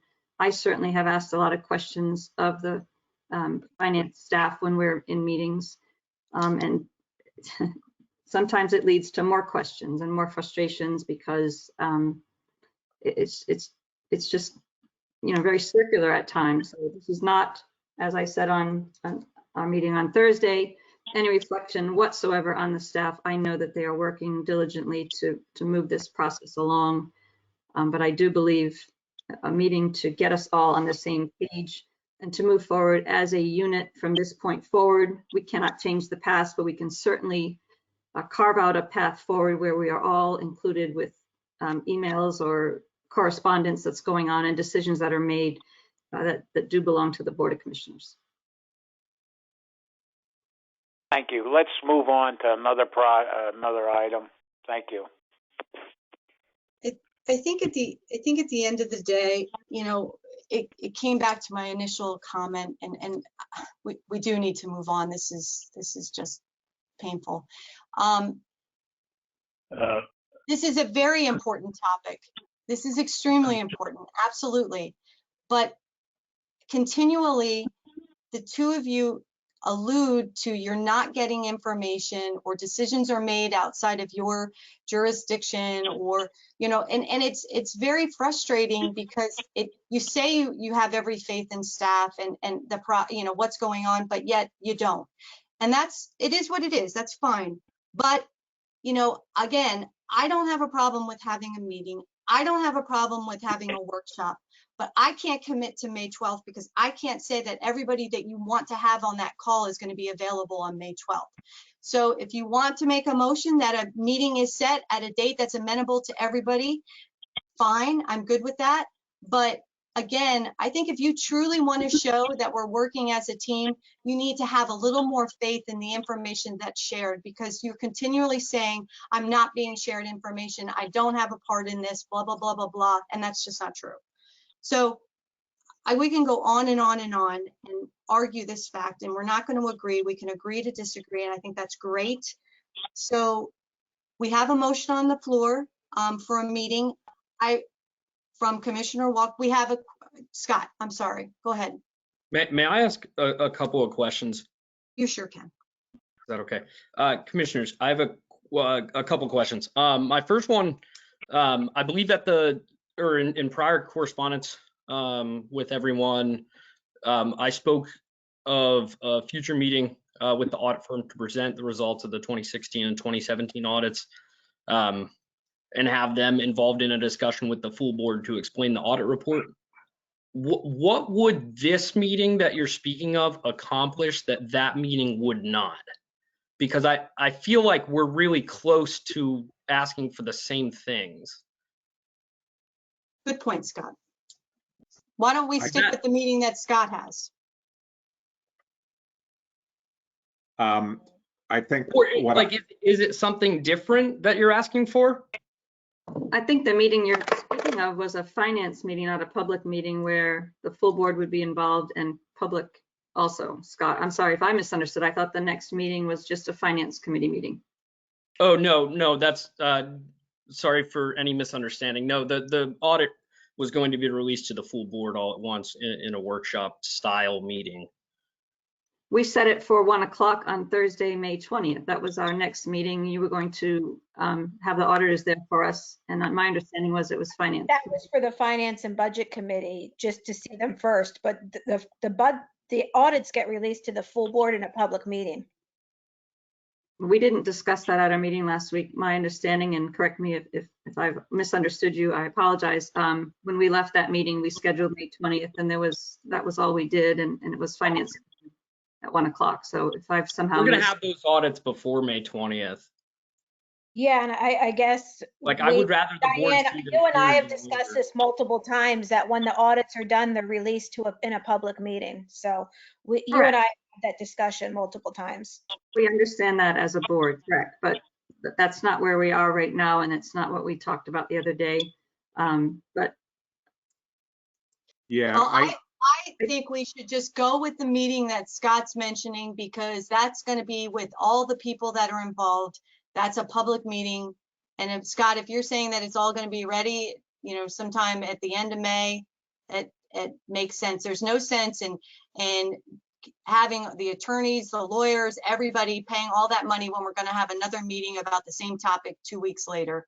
So I would suggest we stick with the meeting that Scott's mentioning. I have another question. It may be, I don't know if it's a question. I don't know if this can even be arranged. Scott, Yes, Commissioner Wall. is this an extension of this first question? Because No, it was separate. okay, could we finish this first question first? So you first asked, okay, now we understand that you're going to come to a BOC meeting and provide the audit report. That's great. That is a narrower scope than what I suggested for the workshop.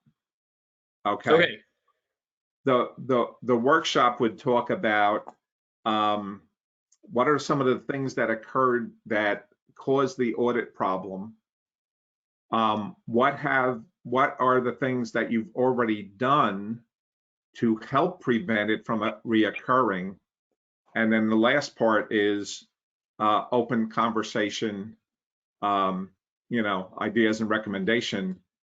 What else perhaps should be done or could be done to make improvements?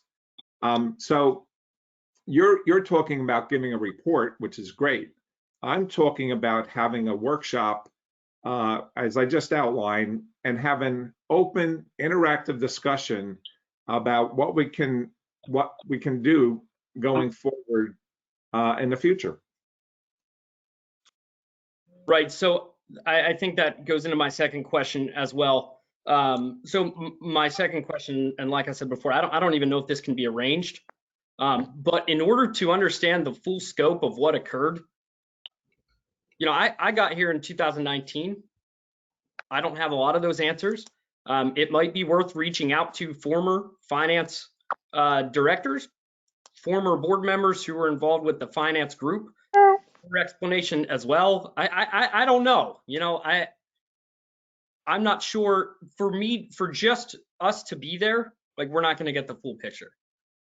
Mike, might I suggest that we just have all this information come out at the meeting, that when Scott and the auditors present, there's no reason we can't have your discussion that you mentioned, which are all, good thoughts, and have the presentation on the audits. Let's just do it all in one meeting. There's no reason to pull all these professionals together for two separate meetings. Let's just have it in one meeting. It'll be focused on just that topic.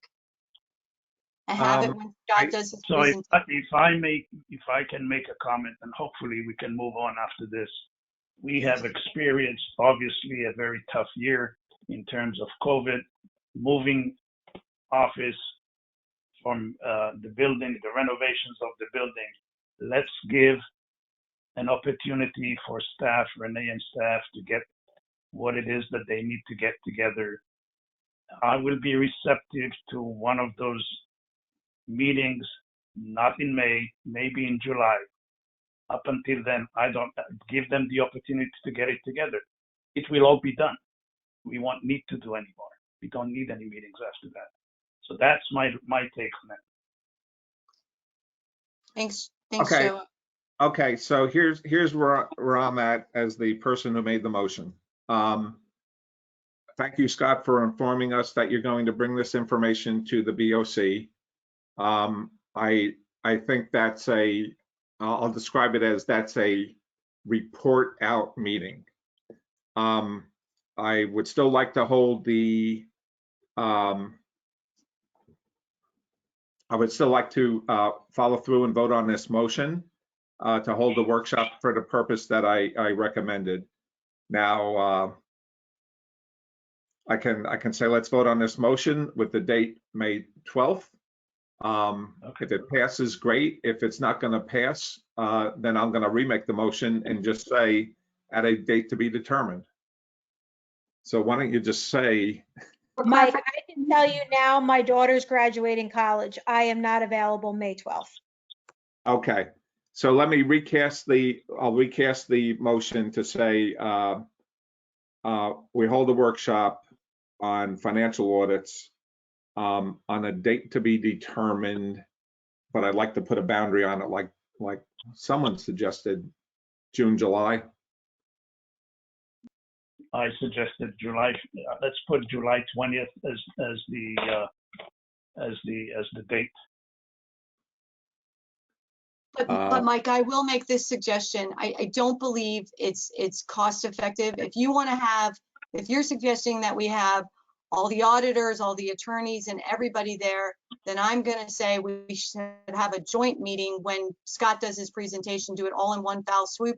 Otherwise, for your meeting in June or July, it should be staff and the commissioners, because it's this meeting with all these people is going to cost a fortune for the tax. Commissioner Morgan, may I make one note? I don't buy it. I don't. Commissioner Walk, let me just ask the question. If all the audits are in place by the meeting date, July 20th or whatever it is, do you still want to make that meeting? Do you still want Yes, to? yes, absolutely. Because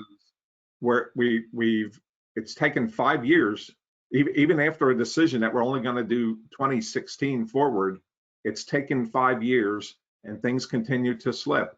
They're moving forward. Great positive feedback for the progress that's been made.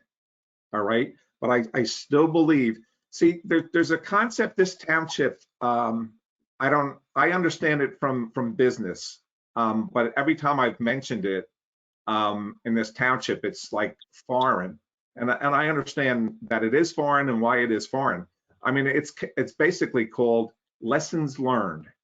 In a large corporation, you have a major project or you have a major systemic issue like this, you do a lessons learned. So we get together in an open discussion like this, and I don't think we need to do all the deep research that Scott just recommended. I heard the results of the research that you gave, and I'm just saying, let's have it in an open session. And on Commissioner Morgan's point, this comes up periodically. I don't buy that there's this tremendous extra cost because we're going to have a workshop with a solicitor sitting there and 2 people representing the auditor. So I'll amend my motion to say by July. I'm not sure why Joe selected the 20th. The second Wednesday in July is the 14th. That's fine. Make it the 14th. I lost my audio there, so I didn't hear what the final. I'm back on. Yeah, I would suggest that we do a June meeting and not push this out to July. That's just my opinion. Since the second Wednesday of each month is designated as a potential workshop for the board, I would make a suggestion that we do June 9th. We're looking at that date for another hearing at this point, so we'll have to discuss that date. For a township hearing? A township hearing, considering that yes, for a hearing for what was the former Econo Lodge. That's a potential date for that hearing. I was not aware of that, so thank you. So, Mr. Walk, I guess the date that you're suggesting would be no later than that date. It could be earlier than that. Am I correct? Yeah, that's fine. I think Scott has a comment. I'll let him chip in here. Thank you. One comment. I know it's been thrown around here that I will be presenting the audits. I won't be presenting the audits. The audit firm will be presenting the audits. If I were to present the audits, that would be an independence issue. I just want that clear. The audit firm is the folks who are presenting the audits, not me. Thank you, Scott. I still think from a scheduling standpoint and from a personnel standpoint, we should just combine the presentation of the audits with the quote unquote lessons learned discussion. Since all the information will be there, that would be my suggestion. Instead of having more meetings, we have so many meetings. And you're going to have all the professionals there anyways. So why not do it that way? So you're saying have the workshop and have that report out at the workshop? Yeah, why not do it all together? Everybody's going to be there. Why have 2 meetings? That makes sense. Good idea. Well, because the auditors would present in a regular BOC meeting, so Well, they can leave when they're done. They're going to present the audit and then you're going to have everybody already there. Why have to have 2 separate meetings? Let's just kill 2 birds with 1 stone. I don't understand why we have to have a separate meeting. Commissioner Morgan, what date do you have in mind for that one? Well, whatever date they finish up with the audits and they're ready to present, it's going to be a posted meeting. It's, it'll all be scheduled and planned out. You'll have all the necessary people there. And we'll just dedicate that to discussing audits. Okay, so we're still looking at July or something like that, or not? I have no idea. I don't know. I'd have to defer to Scott and I'd Renee. like to give staff the opportunity to get all those audits in place without a tremendous rush, and if need being, I prefer to do it in July or thereabout. Scott, did you have another comment? I thought I saw your hand up. Our deadline with the bank is June 30th. The audits will be completed by then.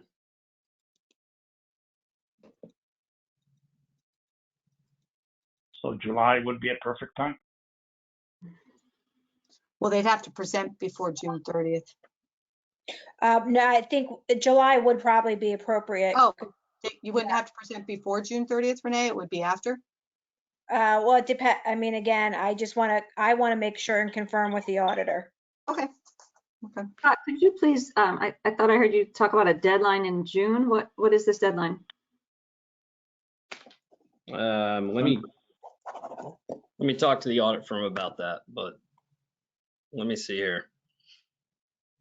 Renee, do you have more info on that? I would just want to make sure that the audit firm can meet what was established, so.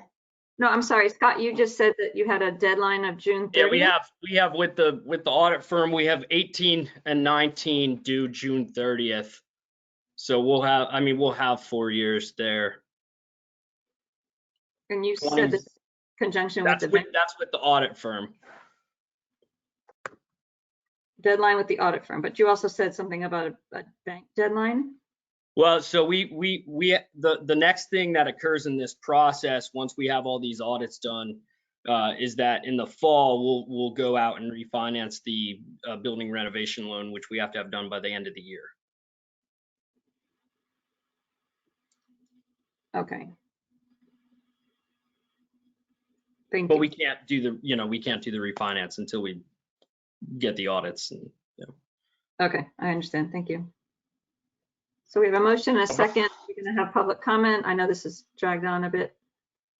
Okay, so what is the motion? We have no date on the motion. What is it? Just a date to be determined based on Scott's? Are we combining the meeting? Why don't we? I'll make the motion. It's not May 12th. There seems to be some consensus around July. For a date to be determined in July. About July 4th. That's fine with a date to be determined in July is fine with me. Okay, good. All right. We have before we do that, do we have any comment from the public, Tracy? Yes, there's several people. The first person is Jacob Roth.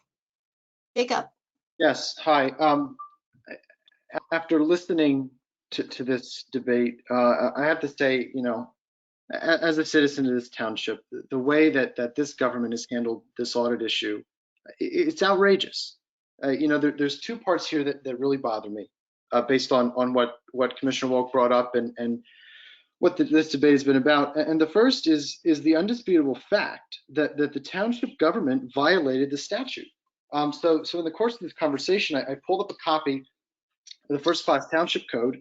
And here's what it says about the audit. Section 1050 is entitled Audits. It says Annual Audit. The independent auditor shall conduct an annual audit of the finances of the township as presented in the annual audit and financial report. Section 1052 of the Township Code is all about completion, filing, and publication of the annual audit. Subsection A is about completion. And it says, quote, the independent auditor shall complete the annual audit as soon as practical after the end of the fiscal year as directed by the Board of Commissioners. And then subsection B is about filing. And one of the stipulations in the statute under filing is that the township under subsection 3 says, quote, the Department of Community and Economic Development in accordance with the department's rules and regulations. So that is one of the places where the township has to file these audits. This, considering the fact that for the years 2012 through 2019, this wasn't done, it's a clear and direct violation of the first-class township code. This government, due to its inaction on these audits over the past 10 years, has literally violated a statute of the Commonwealth, period. There's no way explaining that away. It is a fact, pure and simple. Mr. Roth, if I could just interrupt you for a moment. This is Jennifer Alderfer, the Assistant Solicitor for the Township. I'm speaking right now. You can respond after I'm done. Well, respectfully, I'd just like to clarify what you're reading from the First Class Township Code and how that has been applied by the township. And I would say that while, and Commissioner Kelly had mentioned this when she was speaking previously, but while the DCED may not have the ability to remove the requirement to file the annual audit, it is the case that the township has been in almost constant contact, I think, over the years since the embezzlement occurred in the township regarding what they need to do to accomplish the filings and whether they need to accomplish all of the filings that were the subject of various years. And so I think the DCED and what has been lost by just simply reading the First Class Township Code is that the DCED may not have the ability to remove the requirement to file the audits, but it has the ability to choose not to enforce them for various reasons. And I think one of those reasons is outlined in communications between the township and the DCED regarding the embezzlement that occurred previously and all of the other reasons that the township manager and staff have communicated to the state agency. So, I mean, respectfully, I just let you know that it's not the township has blatantly ignored the law. I appreciate that, and I made no mention of the DCE removing the flags. I merely quoted the statute and showed that the township, you know, whether this DCD, they choose whether to enforce it or not, and that's okay. But the township still violated the statute on this, and that's a fact. So I'll reclaim my time from that, and I'll move into my second issue that I have. That was the kind of the main point of what Commissioner Wolk brought up, and it's lack of communication. I'm outraged that two commissioners weren't told about the audits until a particular date, and you know, it makes them very hard to do their job. You know, what if I, as a citizen, had contacted DCED or filed a right to know request or something and received this information that the audits weren't filed, and that the township manager notified DCED, and I think believe it was October, Commissioner Wolk said, what if I had obtained that information and brought it to the commissioners, and two of the commissioners had no idea what I was talking about? It's absolutely ridiculous that would be the case. So here's the conundrum here, right? Somebody made the decision to notify DCED that the 2012, the 2015 audits were not completed. Commissioner Morgan says it was the previous board. Commissioner Wolk says that there is no record of that ever happening in a public meeting as it should have. So here are the two options. Either the communication between DCED and the township manager, that decision was made unilaterally by the township manager, or some, not all, but some members of the board knew that that action would be taken, even though the decision wasn't made to the full board. So, you know, this is despicable behavior to treat this issue this way, which is the audits, first of all. It's sad that other commissioners are treated this way by not providing information, and also to treat the public this way. This is taxpayer money we're talking about here, and you know, through the budget process that the township spends. You know, at worst, this is bad and corrupt government. At best, it's just negligent. And my last comment, I think I will say, is, you know, the Board of Commissioners is accountable for these audits. Commissioners Kelly and Wolk have been commissioners for 16 months, so they've been accountable over the past 16 months.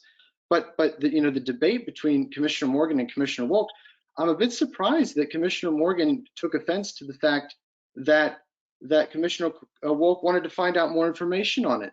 The fact is, you know, Commissioner Morgan's been president of this board for the past 9 years. The audits haven't been done for the past 10 years. I would certainly hope that Commissioner Morgan would want whatever information that is out there to be brought to light.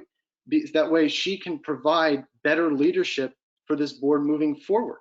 So I think it's very concerning to me that there is even a disagreement about whether facts should come to light, whether they should be presented in a public information. That is my real concern here. And with that, I'll yield the floor, but this whole issue is incredibly concerning. It's an example of bad government, and moving forward, this township absolutely needs to change the way it conducts these audits. Thank you. Next, please, Tracy. We have David Kennedy. David. Yeah, good evening, Dave Kennedy, 3727 Pheasant Hill Drive. I'm just going to echo some of the things that Jacob had just talked about, which I had written down prior to him speaking. DCED may or may not enforce it. As our solicitor said, they don't enforce us sending the audits. However, the taxpayers of South Whitehall Township are entitled to audits on a yearly basis. So it is the taxpayer money. It is South Whitehall Township residents. So they should be seeing those audits on a yearly basis. I don't want to be here all night, but I was going to ask Commissioner Morgan in a Cliff Notes version, what are the issues specifically? What are the issues in getting the audits done on a timely basis? By timely, I'm talking yearly. Could you please tell me that? Thank you. I don't do the audits, Dave, with all due respect. That's handled internally by staff, of course. But I can tell you there were a variety of issues that led us to the point we're at today. The embezzlement was the start of it. The change in our software was a piece of it. Personnel changes were a piece of it. All of these dominoes were all explained in past meetings, internal meetings with all of the commissioners, including Commissioner Walk and Commissioner Kelly. I did not say, I'm commenting to Mr. Roth's comment, I have no problem with, people wanting to gather more information, but to say they were never given it is untrue. So there is no particular one reason as to why the audits up to this point haven't been done on a yearly basis. It's been a domino effect, which all started with the embezzlement. And all of that information has been clearly outlined and expressed to not only the commissioners, through staff, through DCED, through our auditors, through different and various meetings. Now, as we move forward, once all of this is cleared up and all of the audits are completed and we're back up to speed, certainly, there's going to be processes in place. It's every intention of this township to make sure that those audits are done in a timely manner. It's not intentional by any reason or thought that they're not done now. It's a result of all these different factors. So I don't have a direct answer for you, Dave. I wish I did. I wasn't even, I can't even tell you, exactly how everything started to break down over the years, but it was all these different factors that played into it. So there's not one reason, but we will get there. I appreciate your comments, Mr. Morgan. Just one last comment. In my career, sure. Everything starts at the top. Thank you. I have a comment, and I'm going to make a recommendation. So I sat through 2 meetings where the detailed reasons why the audits weren't done were given. As Commissioner Morgan said, there was a multitude of reasons. I wrote every one of them down. My list includes 10 audits. The reasons for the embezzlement, they were separate and isolated. Even if we didn't have an embezzlement, there were several reasons why audits could not be done. Half of them had to do with record keeping. A couple of them had to do with the systems that were in place, or like software, and a couple of them had to do with outsourcing the work. So just categorically, those are the reasons that I heard. With this, I should have mentioned this earlier. To Renee and Scott, since we have an oral report from you and the Herbine representatives. Since we don't have an auditor that's going to produce an audit, I think it would be appropriate for our auditor to give us his report about what these problems were. I'm not asking for any more additional work. I'm only saying that the township should have a report as a record of what these problems are, so that whoever, probably someone in staff and in finance, can go back to that report. And then the way you do this is you look at each problem and then you look at the solution. And then you make, Scott's already doing this, you make sure you have a solution in place for every finite problem that was discovered. So may we please have that auditor report about the problems?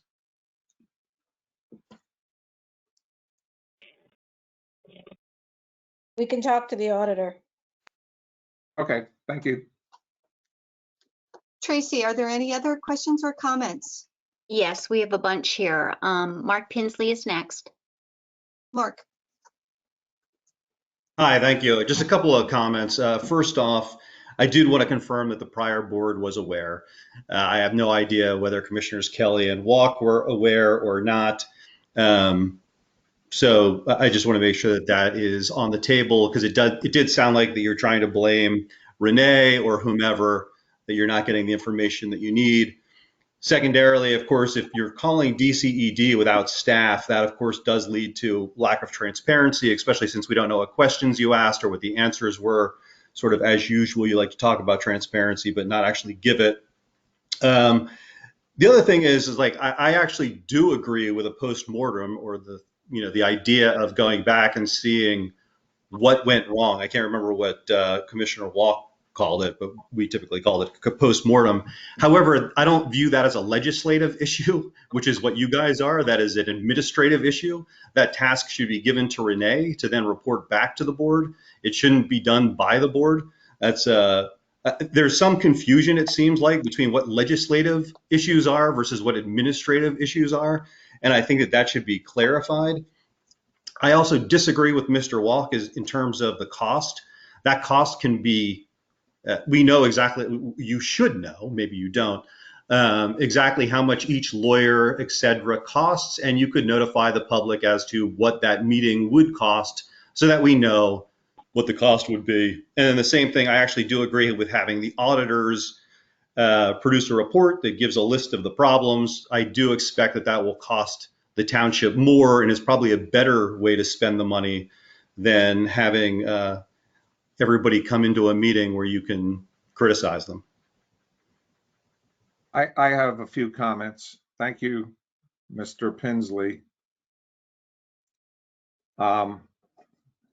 Just have to decide what order. You know, criticism, I did not criticize or intend to criticize anyone. I describe it as systemic issues and process issues. Regarding your comment that staff should do the lessons learned, I agree with that completely.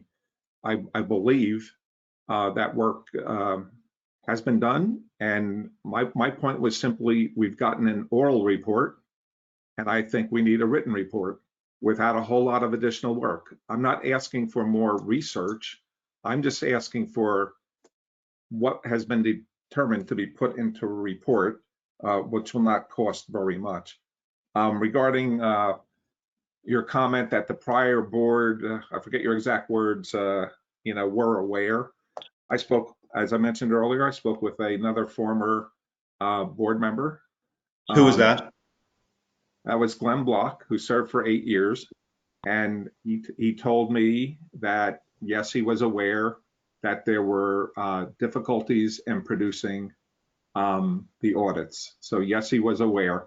But the key thing he told me was he wasn't aware that these audits hadn't been completed until he heard it incidentally in a conversation about 2 weeks ago.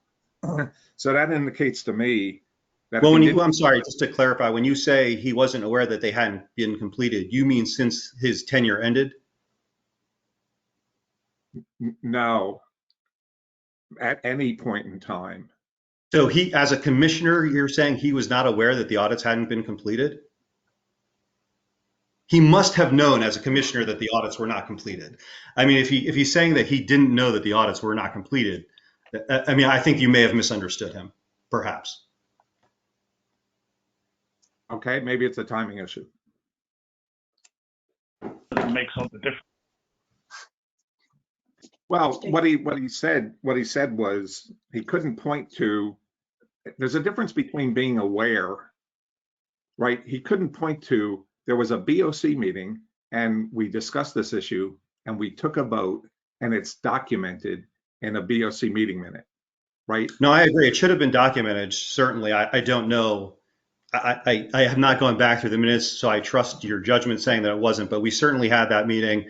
And we've had meetings both publicly as well as executive sessions with legal to make sure that we were moving forward with that. I mean, I'm just as frustrated as you are with the fact that these audits aren't done. Although I would ask, is there some degradation in the services being provided by the township because of these audits, lack of audits?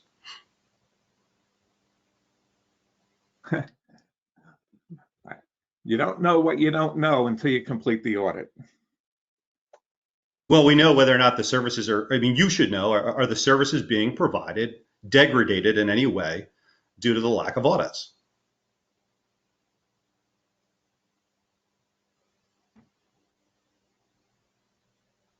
What's the relevance of the question?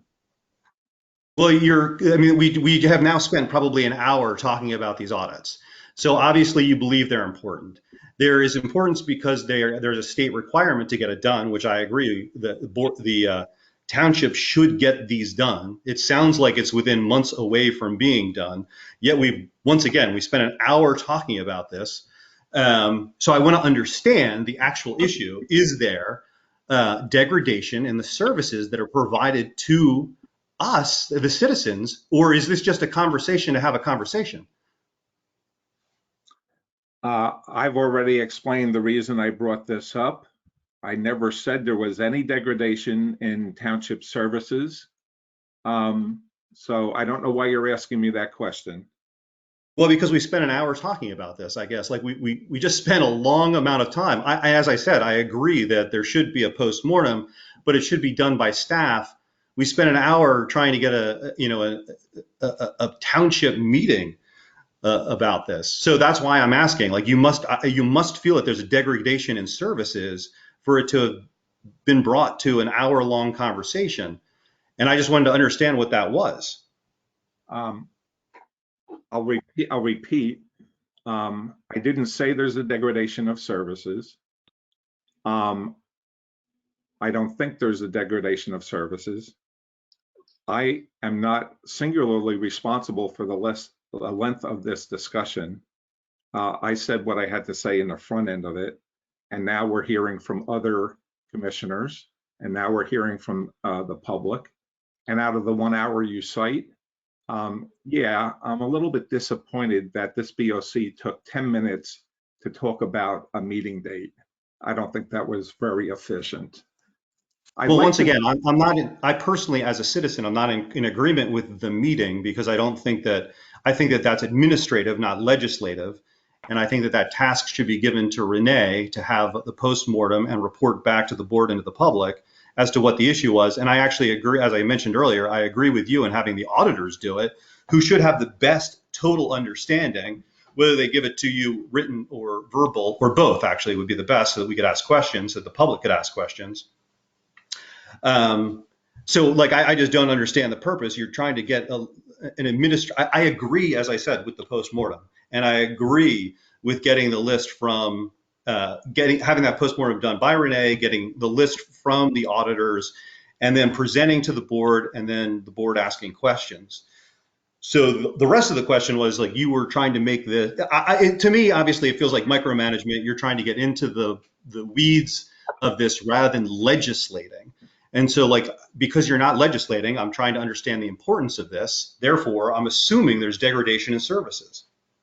Yeah. Well, there goes the micromanagement chestnut. We have our favorite chestnuts, micromanagement. So let's talk about that.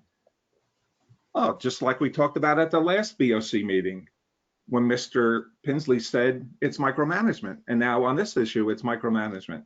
Well, maybe there's a pattern. Maybe it actually is micromanagement. I don't know. I don't think I'm talking. I'm not done talking. I don't think this is micromanagement. I said earlier, the BOC has the authority and the accountability for township finances and for being in compliance with the law. That is which I agree with. Our highest level authority and accountability. And I brought up an issue where we didn't work together as a team in order to comply with the law. I think that's a pretty high level issue, and I would hardly call that micromanagement. And I think you're just— The micromanagement, I'm sorry, just to clarify, was the meeting that you're asking for. Your old chestnut to deflect the issue. Like you— Well, it's not my issue, it's your guys' issue. You guys are the commissioners. I don't know what you're talking about. I have every right to ask you a question. Now, the fact that micromanagement, as far as I'm concerned— respond to your question. Okay, we're gonna start to tie this one up. Let's start to tie this one up. So my point was, you guys are legislators, not administrators. Therefore, the post-mortem should be done by administrators. That's what I'm talking about when I mention micromanagement, to be clear. Well, I would say that that's a board decision that the elected officials will make. I appreciate your perspective on that, Mr. Pinsley, very greatly. And certainly that's something that we as a board need to discuss. Absolutely agree. So to be clear, you mentioned that 3 times, and for the 3rd time, I agree with you on that point. Okay, good. So you guys both agree with Mark. So can we move to the next person so we could kind of get through this topic? And yeah, thank you. Any other comments? Yes, there's quite a few here. Robert Hodges is next. Mr. Hodges. Hi, Robert Hodges, 1707 Pence Crossing. I do have a couple of comments.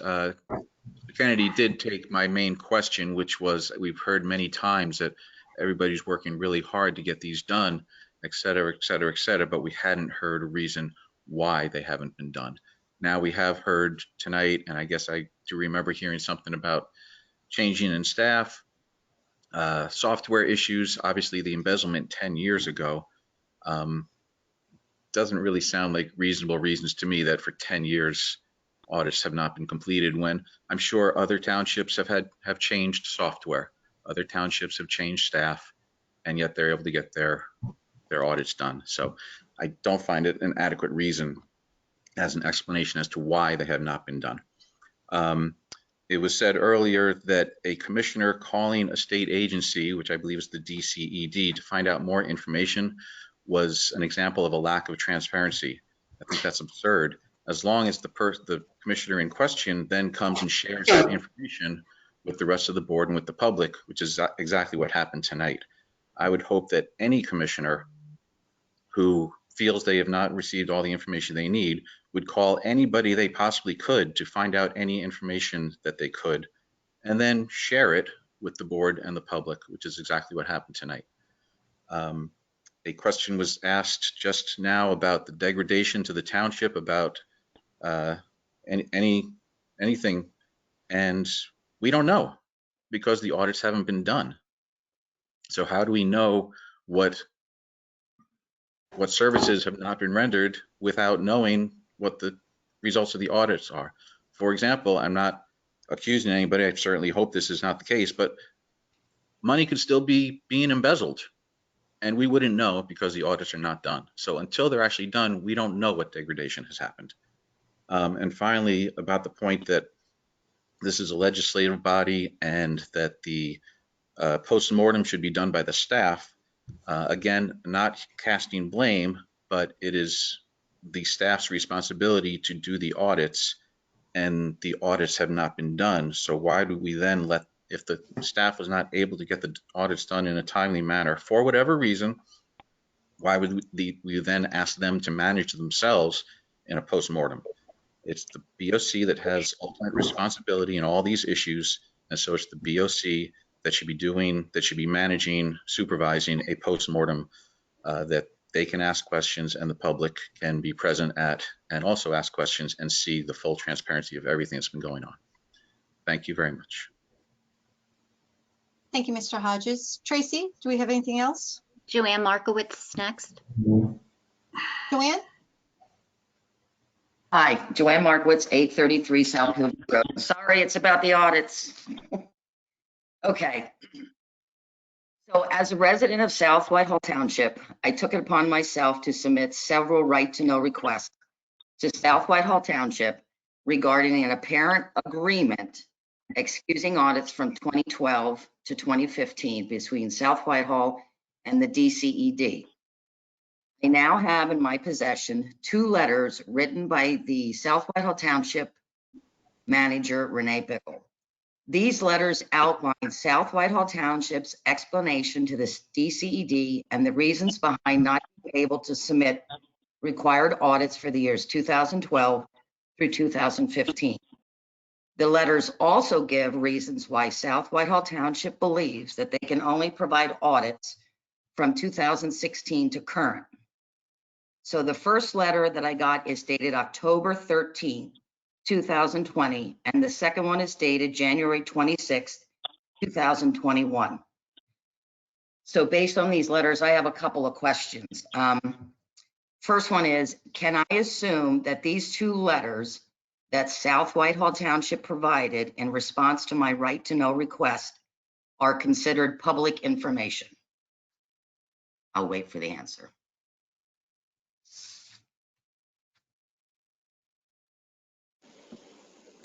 Hello? Ms. Markowitz, this is Jennifer Alderfer, the Assistant Solicitor. Certainly, you were provided those as a result of your right to know request, and any resident in the township can also file a right to know request and request the same information, and that would be disclosed to them as well. Okay. Am I allowed to, if they would ask me for a copy?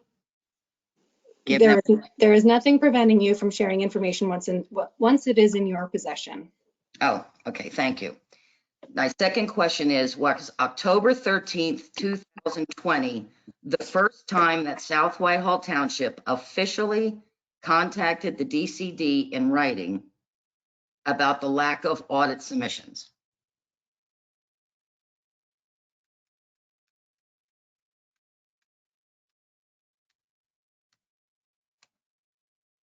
I don't have the answer to that question. Off the top of my head, I don't know the dates. I don't have that answer either. Joanne, Okay. we'd have to get back to you on those specific dates. I don't know, and I'm sure Renee would have to look back through her files and dates to know exactly when the correspondence was. I don't know off the top of my head. Okay, just a comment. One of my right to knows asked for anything from any correspondence from 2012 to 2016. Then it asked for a specific letter, which I got. Then the third one I asked for any correspondence from 2016 to present. So just so you know, this is the only 2 I got. I'm just clarifying that. Now, the third question. Joanne? Yes? Joanne, before we lose this point, so we mute whoever? I'm sorry? You need to mute someone. Caller number 66, can we mute that? Thank you. Okay. I thank Joanne for her last question because I was going to ask it based on something Jennifer Alderfer said earlier.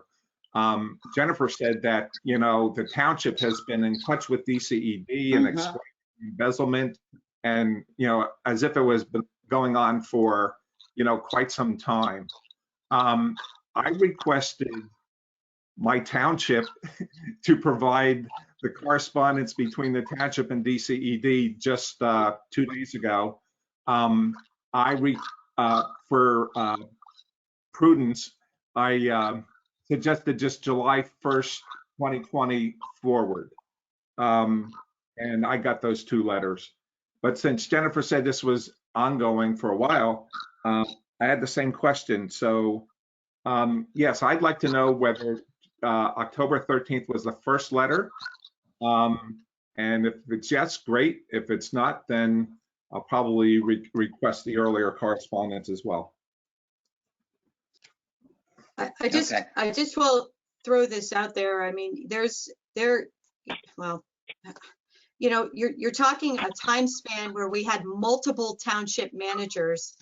You know, Renee was not the only township manager during all this time frame, so you have to keep that into consideration as well.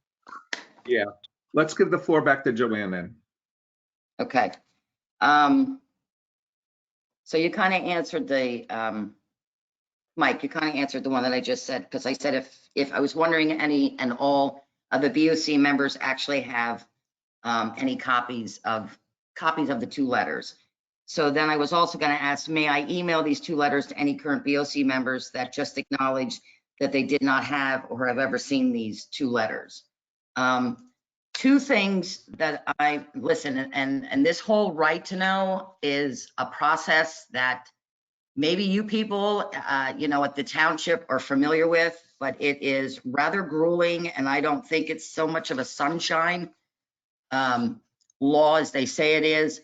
But I am going to tell you a couple of things that I did learn, and I have this, and this is the gentleman's name, Justin Zimmerman, Assistant Counsel of the Governor's Office of the General Counsel of the DCED, stated, and I quote, "The DCED has no authority to excuse a municipality from providing the annual audits that I was referencing." Just to let you all know that. And one other thing is, Mr.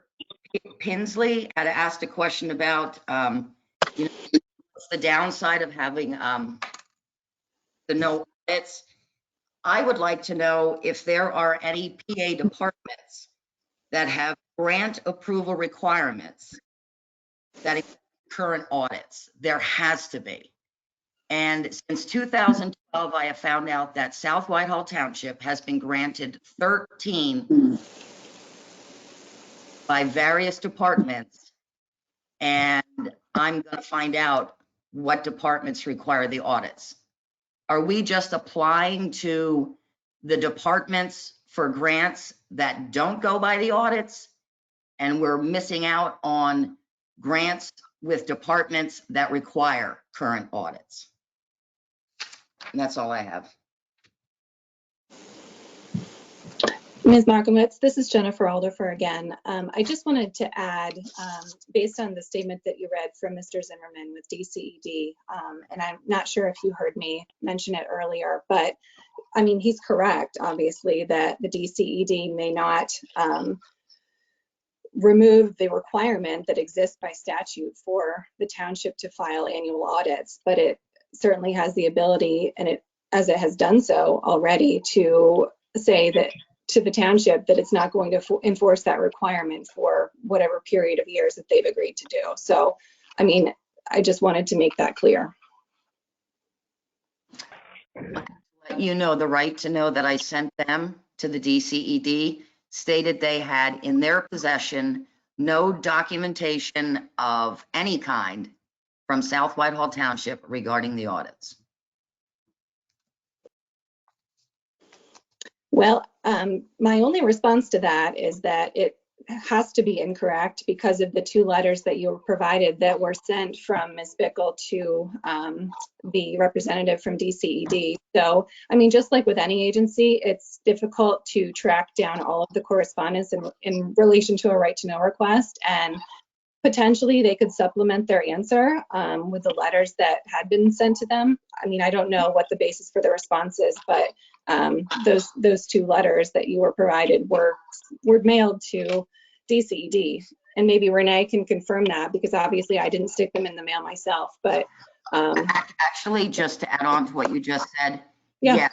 Yes, I did let them know that there were two letters, and there is an open right to know regarding those letters and any additional correspondence as of now.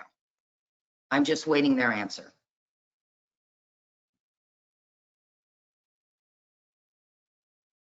And that's it. Thank you. Tracy, do we have any other questions or comments? Yes, Monica Hodges is next. Monica. Hi, Monica Hodges, 1707 Penn's Crossing. First of all, I just want to say I'm not criticizing anyone, and I do appreciate the work that is being done now to complete these audits. It's my understanding that the audits need to be completed to get grants and loans, and that could jeopardize us as a township getting grants and loans in the future that our township could benefit from. Of course, we know a former employee broke the law and embezzled, and that should have made us as a township even more diligent to get them finished and back on track. We all know we're required by law to do that yearly, and just having that happen to us should have really put us on our toes. Whatever platform will be used, whether it's a workshop or a meeting or whatever, the public needs to be updated because this is all about their tax dollars, and it's important for us as a local government to establish and maintain our residents' trust. And we can accomplish that through open discussion. Taxpayers have the right to know how their tax dollars are being spent, and actually it's their responsibility. And again, I just want to say that there is a difference between micromanagement and good open government. And thank you for allowing me to speak. Thanks. Thanks, Monica. I'll just comment that we have received quite a few grants. If you've been on any of the meetings, we are putting in and receiving grants and got a considerable loan just back in 2019. So, you know, that is not impacting those things, but I just want to make a note of that. Thank you. I appreciate that, Commissioner Morgan. I'm not saying that it has in the past, but it could in the future, just to clarify. Thank you. No problem. Tracy, anybody else? Yes, Brad Osborne is next. Brad.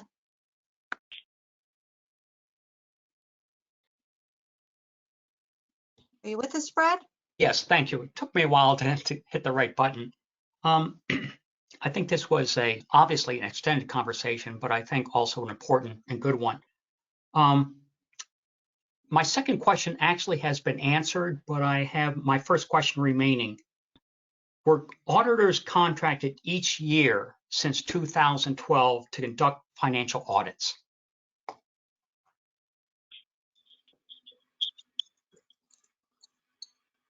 Renee, I'll defer to you on that answer. I believe yes is the answer. Yes, they were. Okay, so each year we had auditors who were contracted to perform a financial audit.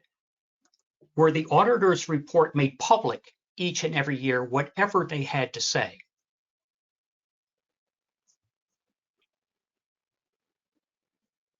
The audits that were completed were provided.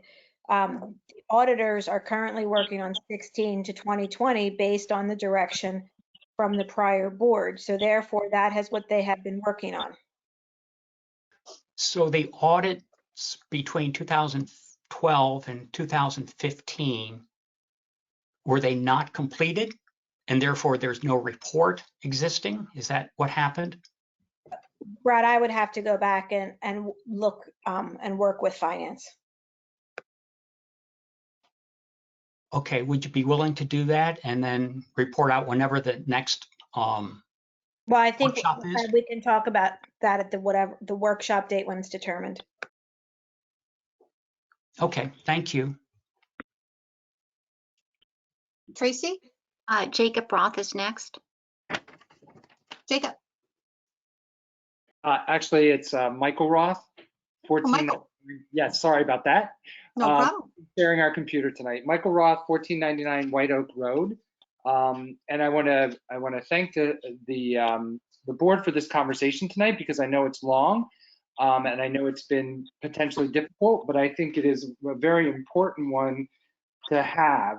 Many of my comments and questions were already answered by other members, but I do want to just highlight a couple of things. Number one, I do appreciate the fact that there appears to be a movement towards some transparency, or at least request for transparency about what has happened in the past and what potentially that means for the township moving forward.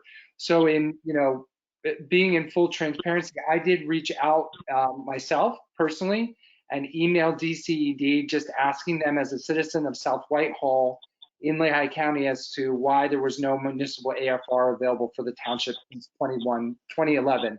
And I did that based upon the fact that I'm used to that. I work in a similar situation. I know the importance of submitting those and getting those made public. I found Upper Macungies on their website. I was just concerned as to why I couldn't find I couldn't find South Whitehall's. And the response back was that we would need to ask the township this question. The township did not provide audit information for this year. So I look forward actually to the workshop that's going to be happening, so that after that workshop happens and that after the administrative team does the work that they need to do to present the information to the legislative body about what has happened, that we as the taxpayers can actually find out, find out what has happened and what the answers are to those questions as to why they were not submitted.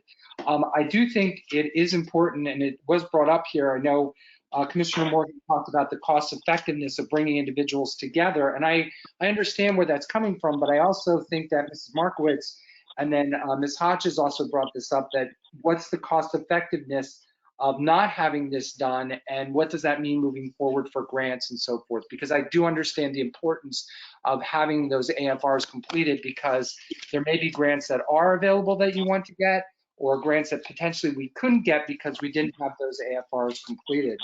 And then lastly, I think is, I think based upon what Mr. Osborne asked, I guess if there were actual audits that were conducted in 2011, 2012, and so forth, and through 2015, was an auditor paid to conduct those audits? And if so, I know that we're going to hopefully get the information from Renee, but those audits should have been made public, if I'm not mistaken. So I guess that is my question: was an auditor paid for 2012 through 2015? Thank you very much for your time this evening. Thank you, sir. Tracy? Just a couple more. Mark Pinsley is on again. I'm not sure if he has new questions or comments. Mark? No, that was me from previous. Thank you. Okay. Jeff Ward is inquiring as to the third spot open on the board. He wanted to know if that was going to be discussed this evening. Yes, we'll be hitting that down with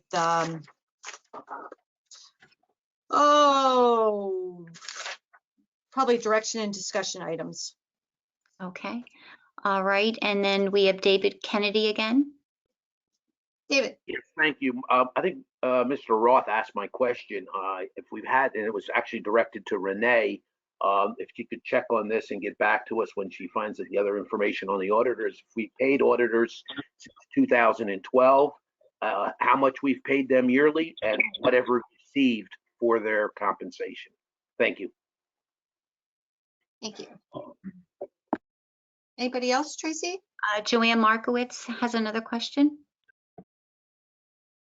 Joanne? Oh, sorry, you could have just read that one. Okay. So I heard staff mention that we cannot refinance until audits are completed. So am I going to assume that once the audits are up to date, we will be eligible to refinance at a lower interest rate based on the completed audits? I think it was the financial gentleman, Scott. He made mention about something about refinancing.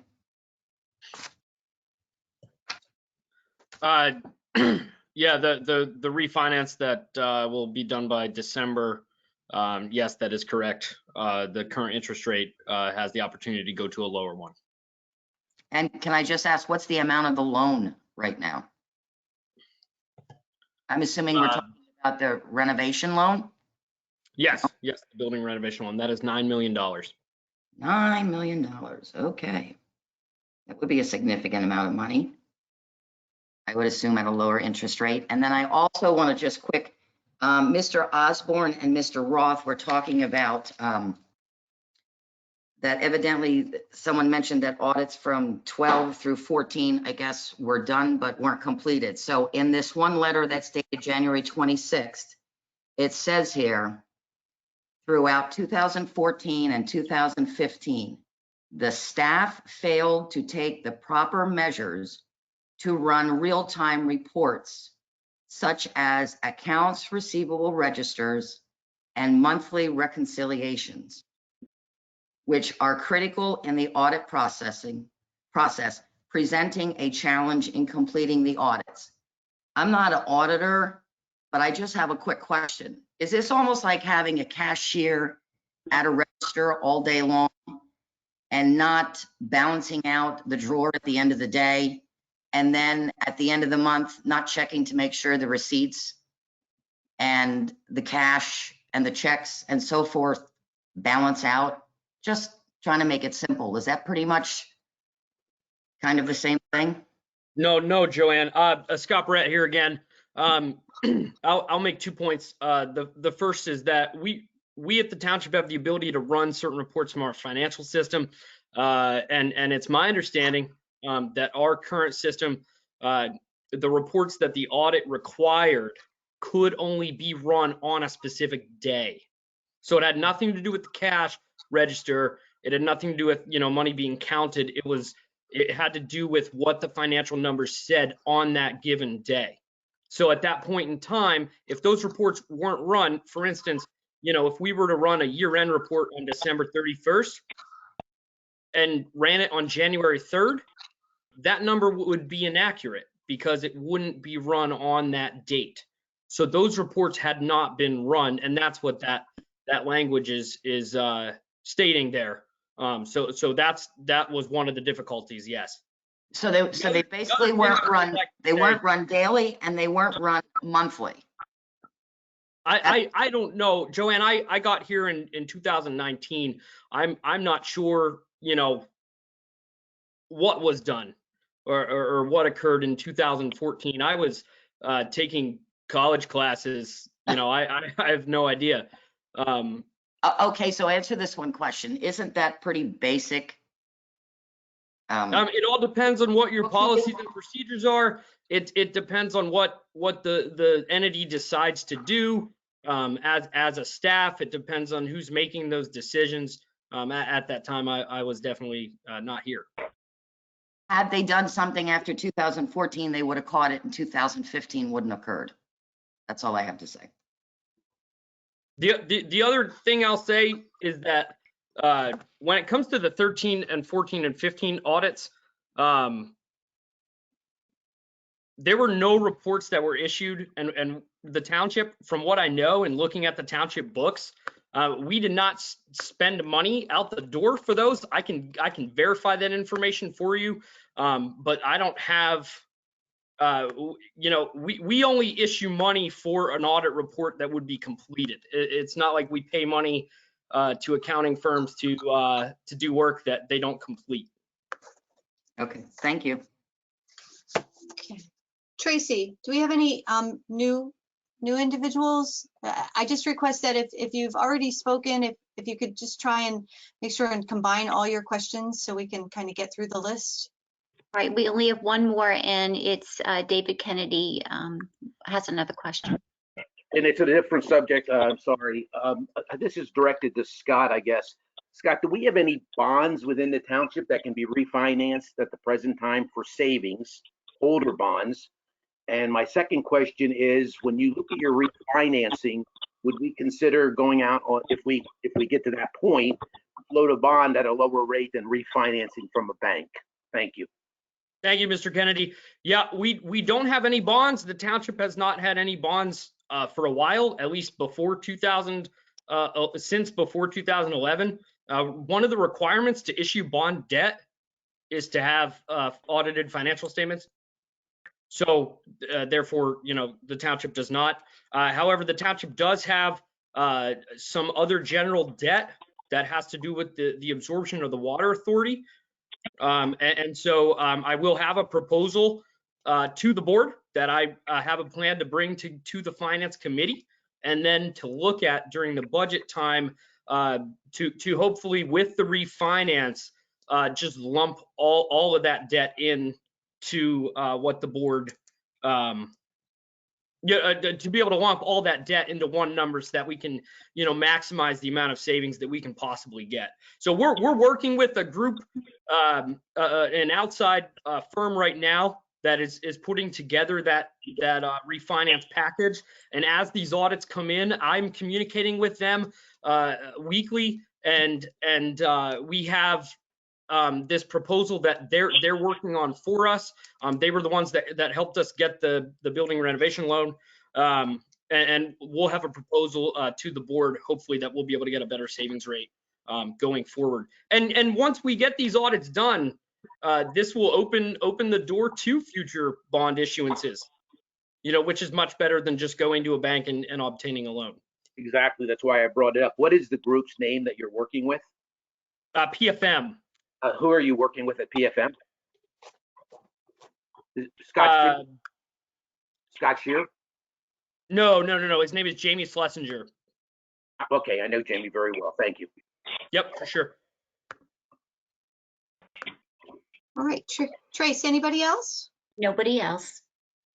All right, very good. I have to admit, after that lengthy discussion, I don't even remember where we're at. I think where we're at is I made a motion, then I modified the motion to hold this workshop by the end of July, and we had consensus around that date. So I think where we're at is the motion's on the floor. Do I hear a second to that motion? I seconded that previously. Second from Commissioner Kelly. Can I have a roll call vote, please, Renee? Commissioner Walk, Yes. Commissioner Seton, Yes. Commissioner Kelly, Aye. Commissioner Morgan. Yes. All right, moving forward.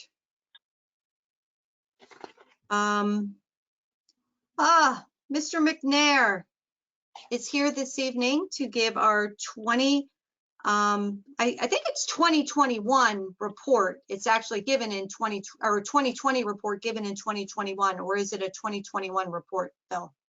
It's the 2020 report given in 2021. Excellent. So we have Chairman Bill McNair from our Planning Commission here this evening to give us our 2020 Planning Commission annual report. Bill, the floor is yours. Okay, I'll be brief here. It's an activity report required by the Municipal Planning Code, and the overview of what the Planning Commission has done. And here you're seeing the first page, which talks about the just general who's on the board. On the second page, there's an activity overview, and we worked on 10 major plans, 3 minor plans, and a minor plan is a subdivision with 5 residential 5 or fewer properties. 1 zoning ordinance amendment that was regarding building height in 1 zoning area, and then 1 rezoning request and 1 conditional use. There was also some work on Klein's Island Sanitary, and the meetings were held remotely due to COVID after March 11th. The beginning of the year, there was 2 months where there were no meetings in January and March. There were some extra meetings in August and September because of the number of plans that we had to review. A key item for 2020 is the comprehensive plan, and there have been several workshops on that. We will be continuing that next month to work on getting the comprehensive plan complete this year. The goals and aspirations for 2020 were the adoption of a new comprehensive plan, and that's in progress. Solving an issue on open space fees for lots split by municipal boundaries. That was an issue that came up this past year, and there's been work on that to create a saldo amendment. Making more education available to the public in progress, and creating a sidewalk inventory, which has been completed. The activities are reviewed in detail in several pages, tables for the report. And by the way, this report will be on the web page if it is not already.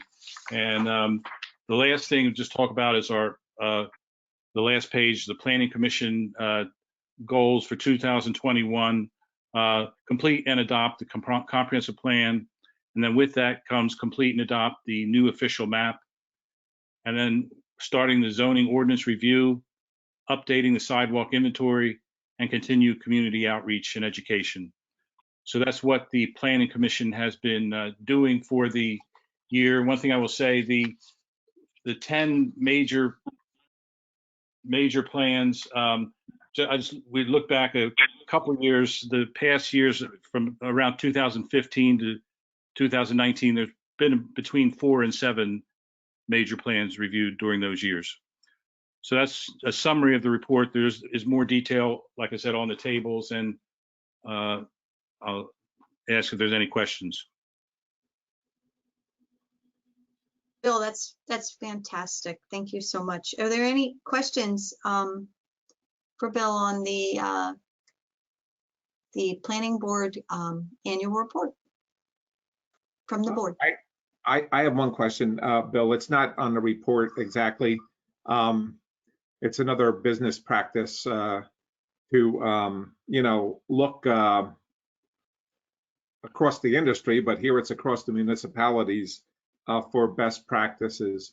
Has the Planning Commission ever done anything like that to look across, any close neighboring townships, or, even some farther away, to see what some Planning Commission practices are and whether they might be, something that the township could adopt? No, we haven't. I have attended one Planning Commission meeting in another township, but that's all I've done. So that's something we could look into. Yeah, you and I coming from the same corporation, that's a standard practice, and I always think about trying to extend that to our municipality. I'll just jump in and say, I think a lot of what you're looking for, Mike, is accomplished through a larger group, which would be like the LVPC, who puts together a lot of these draft ordinances, template ordinances, different planning ideas and concepts. So I think there is a lot of information sharing, but it comes from a larger group, not just one municipality per se. So, as different municipalities come up with different concepts and ideas, that information, and I know Dave Manhart's very active, and a lot of the different, I share information back and forth as well with the team that come up. It's passed through, but I think what you're looking for is happening. It's just not direct with any one municipality, but certainly something that I think would be interesting for our members if they have the time and are willing to, occasionally attend maybe somebody else's planning board meeting, see how things are handled and accomplished, for sure. Okay, sounds good. Any other questions for Bill from the board? I'll open it up. Are there any questions from the public, Tracy? Nothing in the chat. All right, I'll leave it open for just another minute in case there's anybody on the phone who wants to unmute.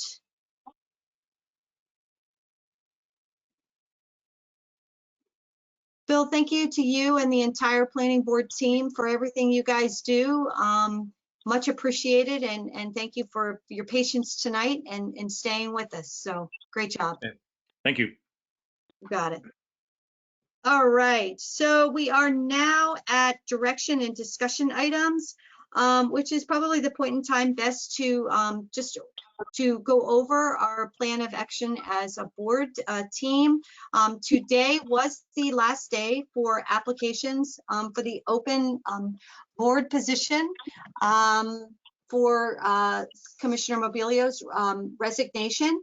And we did receive our packets as mentioned at the last meeting with all of the applicants' names and all of their supporting documents. One of the next things that we need to talk about, and not that we have to make the decision tonight, is we'll be doing interviews starting next week, Monday through Friday, to get through all of the applicants to do those interviews. We're going to do live interviews, I believe.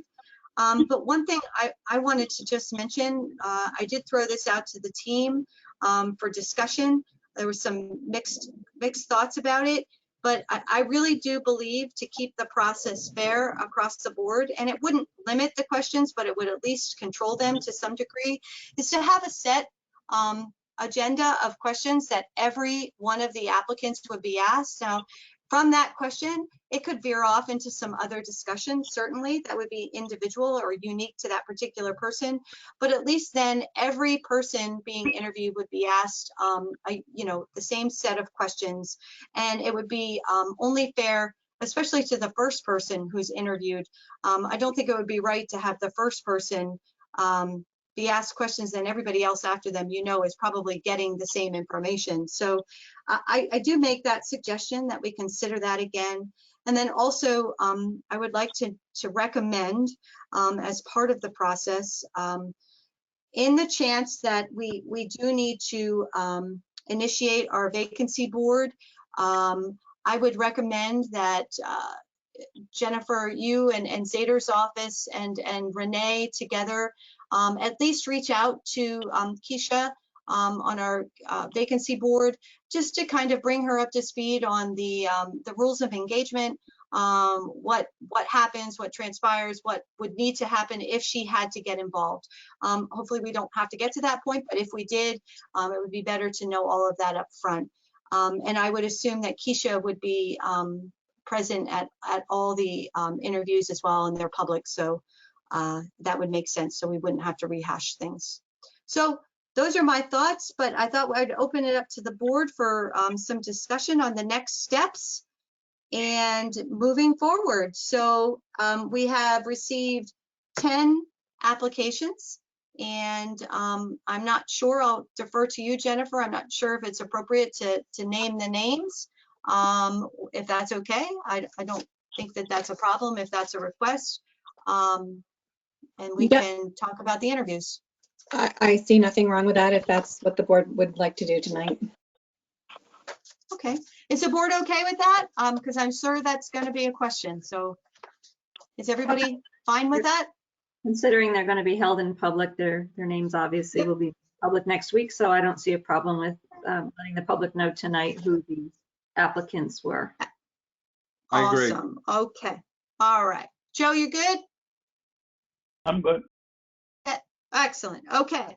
So we received applications and supporting documentation from Mr. Ben Long, Mr. Daniel Buglio, and I hope I'm saying your last name correct, Mr. Mark Luth, Mr. Jamal Ahmad, Mr. Dean Browning, Mr. Andy Flagg, Mr. Bill McNair, Mr. Thomas Johns, Mr. Lee Solt, and Mr. Tom Utsch.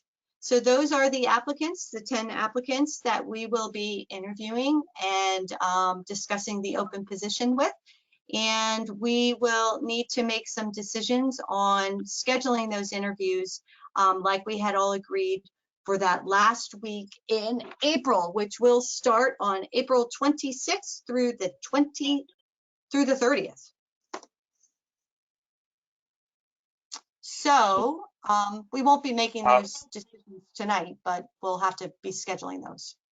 Right. I believe that Commissioner Kelly had suggested last time that we potentially could meet them in person. Am I correct, Commissioner Kelly? Yes, we agreed to do in-person meetings. Okay, so we're still doing an in-person meeting. That is a good thing, I believe. Yeah. Yep, yes, that's correct. I have one comment. Commissioner Morgan said this at the beginning. She captured one issue that we did have some correspondence about. So the recommended list of questions, there was two pieces of it. So I'll take them one at a time.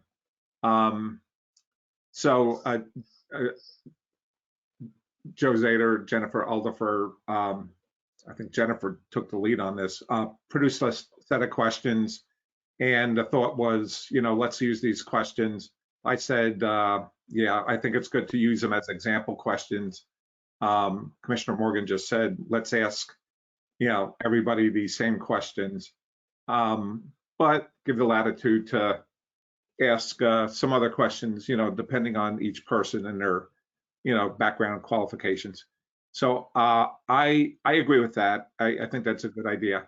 Now, there's one other thing we talked about that Commissioner Morgan didn't mention tonight, so I'll bring it up.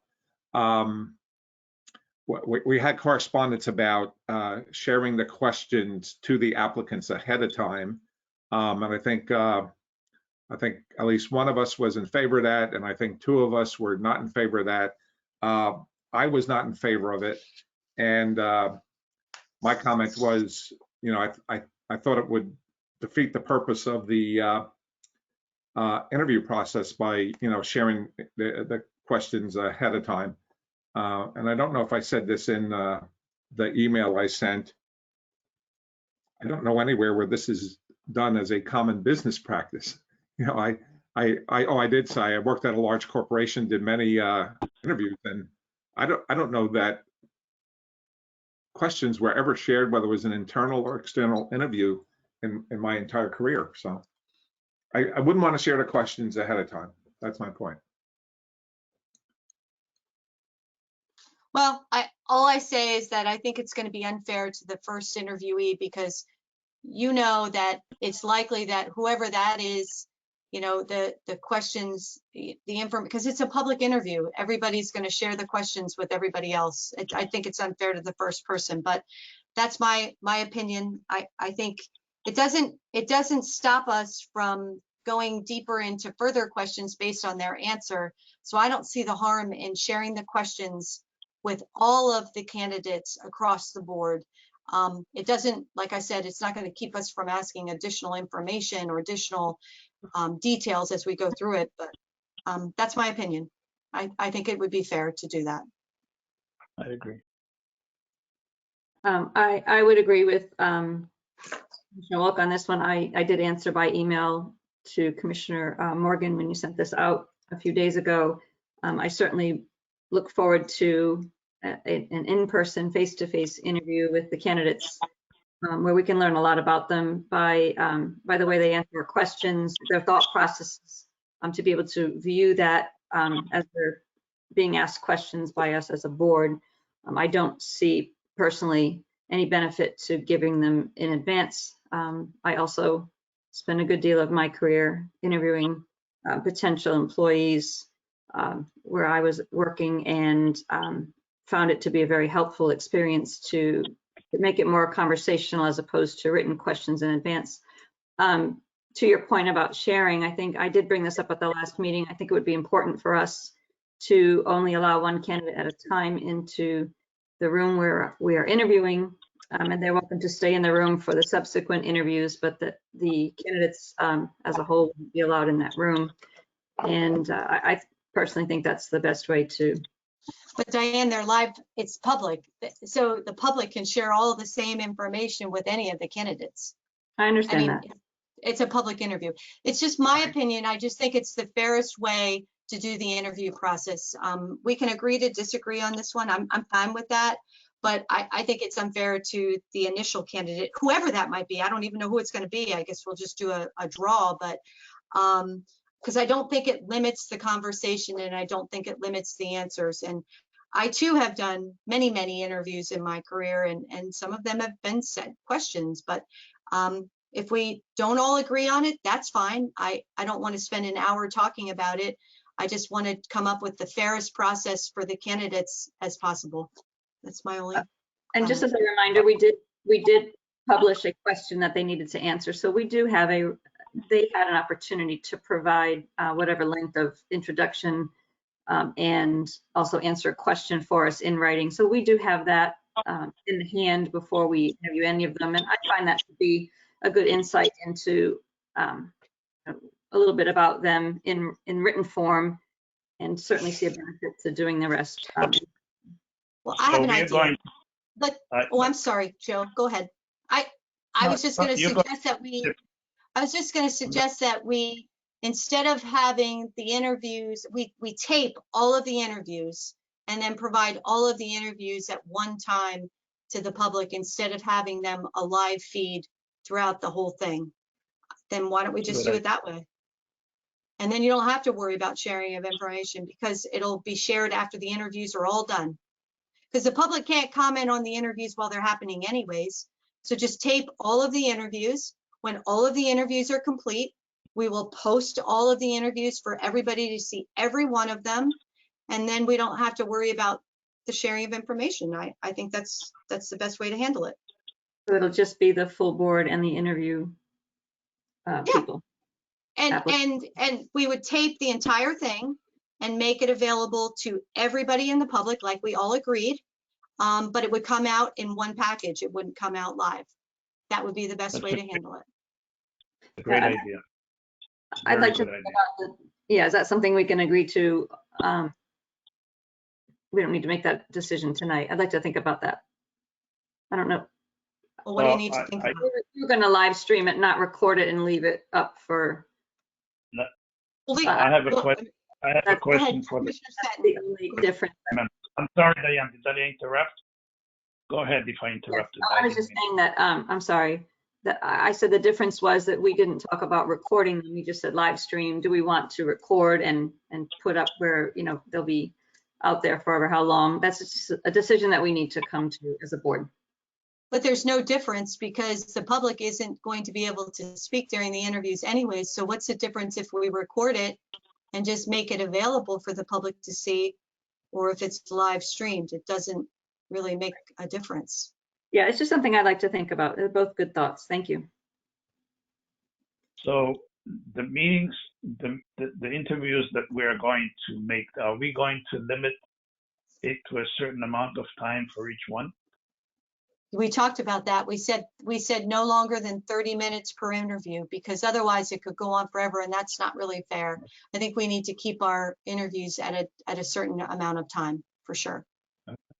So we are going to do, we have 10, so I guess over 3 evenings we're going to do it, something like that. I think it would depend on how we can get them scheduled. Many interviews for each meeting. Is this something we can discuss and post on our website, or do you want to go through all the details tonight? No, I think we can discuss that amongst us and post it because it's going to depend too on, who can do what interviews on one night. We might only be able to do 2 on one night and 3 on another, and our schedules and their schedules. So we're not going to be able to get that all figured out this evening. But Joe, to answer your question, yes, we talked about a time limit. Whether that's 30 minutes, 45 minutes, I don't know, but I think we do need to limit the time for sure, to be fair. 30 minutes is a good number. Yeah, so we can do that. I agree with limiting the time. 30 minutes seems tight to me. So we can figure that out.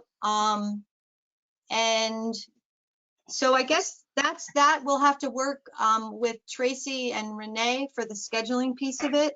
And that'll be that. But I do, Diane, I do feel strongly, I think we should just record it and make it available. I think that would be the fairest way to go about it. Can I just get a clarification? You're suggesting we do that instead of live stream? Correct. Why? Because then nobody can share information. You can't share information that way. So candidate number 1, whoever that is, goes and, nobody else is seeing it. I mean, if you're live streaming it, everybody's seeing it. Everybody's texting everybody. Oh my God, here, they're asking this question. They're asking this question. So candidates 2, 3, 4, 5, 6, 7, 8, 9, 10, they're all getting all the information. Whereas if you're just interviewing one at a time, taping it, and then providing the whole information back out to the public, it keeps it fair. It keeps it, between each one of the candidates. That's the fair way to do it. Okay, and so we'll discuss this by email, I guess, and post it on the website when we come to a decision together. Well, I think we should make a decision about that this evening because that's part of the process, but I don't see why that should be a problem. I would just personally like to give it some thought. I think there's merits to both. So if we can do that and then post our results of our decision. Yeah, I mean, give us a day to think about it. not forever. We don't have forever. Right. Jennifer, is that okay that we don't make that decision here? Because I mean, we had to make all the other decisions in public. I don't know why this one is different, but it doesn't matter to me, but I'm concerned about that piece of it. It is okay, Tori. Okay. The discussions regarding the interview questions and in the process that this will ultimately take can be done outside of the public meeting. Perfect. Yeah. Okay, sounds good. All right, Yeah, so, okay, go ahead, Commissioner Walk. No, it's good. Go ahead. Okay, good. All right, so I think we have a plan.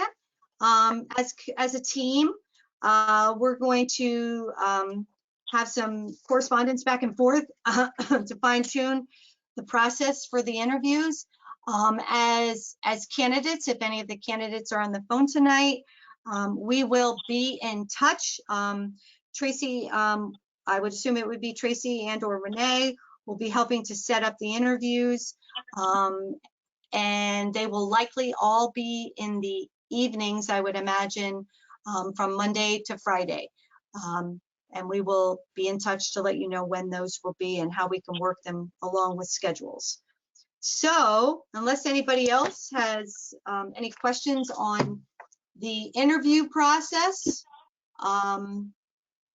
once that's done, we'll report back out as a full board on the next steps and where we go from there and possible recommendations.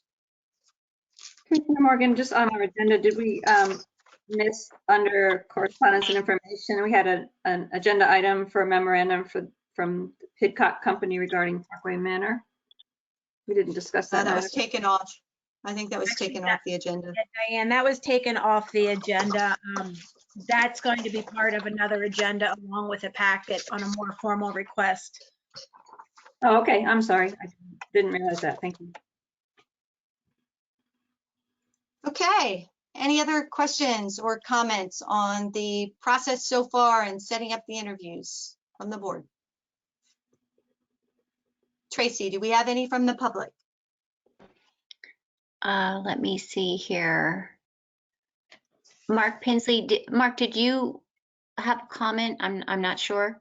Yeah, no, I just had a question, which is, will the board be making note of who individually they asked or influenced to try and join the board, or if any of the people that are being interviewed are friends or acquaintances of the different board members? Certainly a question that could be asked. I think each and every one of us know different individuals that have applied for these positions. Certainly something we can ask at the interview. I don't know if that's, I think the answer is pretty clear. I think all of us know I know probably almost all of them that have applied, quite honestly, Mark. But if it's not a specific question, but it certainly could be asked. Well, yeah, I guess the question is like, have you or any of the other board members asked or tried to influence somebody to join the board? It certainly could be a question, for sure. Well, I mean, it's a question to you guys. I'm sorry if I'm not being clear. I'm sorry. Well, I can share with you this. I have certainly told many different people that this opportunity is available. And so if that's what you're asking, yeah, I've shared it with many different people who I think would make amazing potential candidates. For sure, I have. I've shared it multiple times on my commissioner Facebook page. I got the information out there, and that's my participation. Yep, likewise, I posted it on my Facebook page. And I shared the information, but did not solicit anybody to make an application. Okay.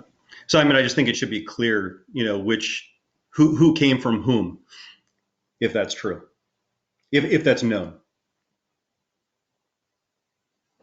Good point, Mark. I think everybody who, I mean, I can't speak for every one of the candidates, but I can tell many different people expressed their interest to me, and I told them the process to get involved, and I'm sure the same has gone for Commissioner Walk and Kelly and Seton. You know, I think what's important about this all comes back down to the interview process. I think that's why the interview process needs to be very very clear and concise and fair across the board, showing no preference to any one candidate based on whether you know them or don't know them. That's why I think the questions need to be somewhat standard, in my opinion. Yeah, great. Thank you. Mm-hmm. Trace, any other questions? Yes, Jacob Roth has a question. Yes, it actually is a question. It's a comment. I actually, from a public standpoint, I agree with Commissioner Morgan's first input, where the interviews are all live streamed, the way that the public is can watch them in real time and not have to wait for them to be posted, and also that all the candidates receive the initial list of questions ahead of time. I actually agree with that. That way, it ensures that all candidates get the questions at the exact same time, not just at the beginning of their interview, but at the exact same time. And that way the public can watch in real time. So if the board discusses this via email, just from a public perspective, you know, what Commissioner Morgan originally proposed, I think is the most feasible, actually, in terms of fairness from a public perspective. Thank you. Tracy, anybody else? No other people. No, sorry. All right. I'll leave it open for just one more minute in case there's anybody on the phone who wants to comment. All right. Hearing none. Renee, do we want to shoot right into old business?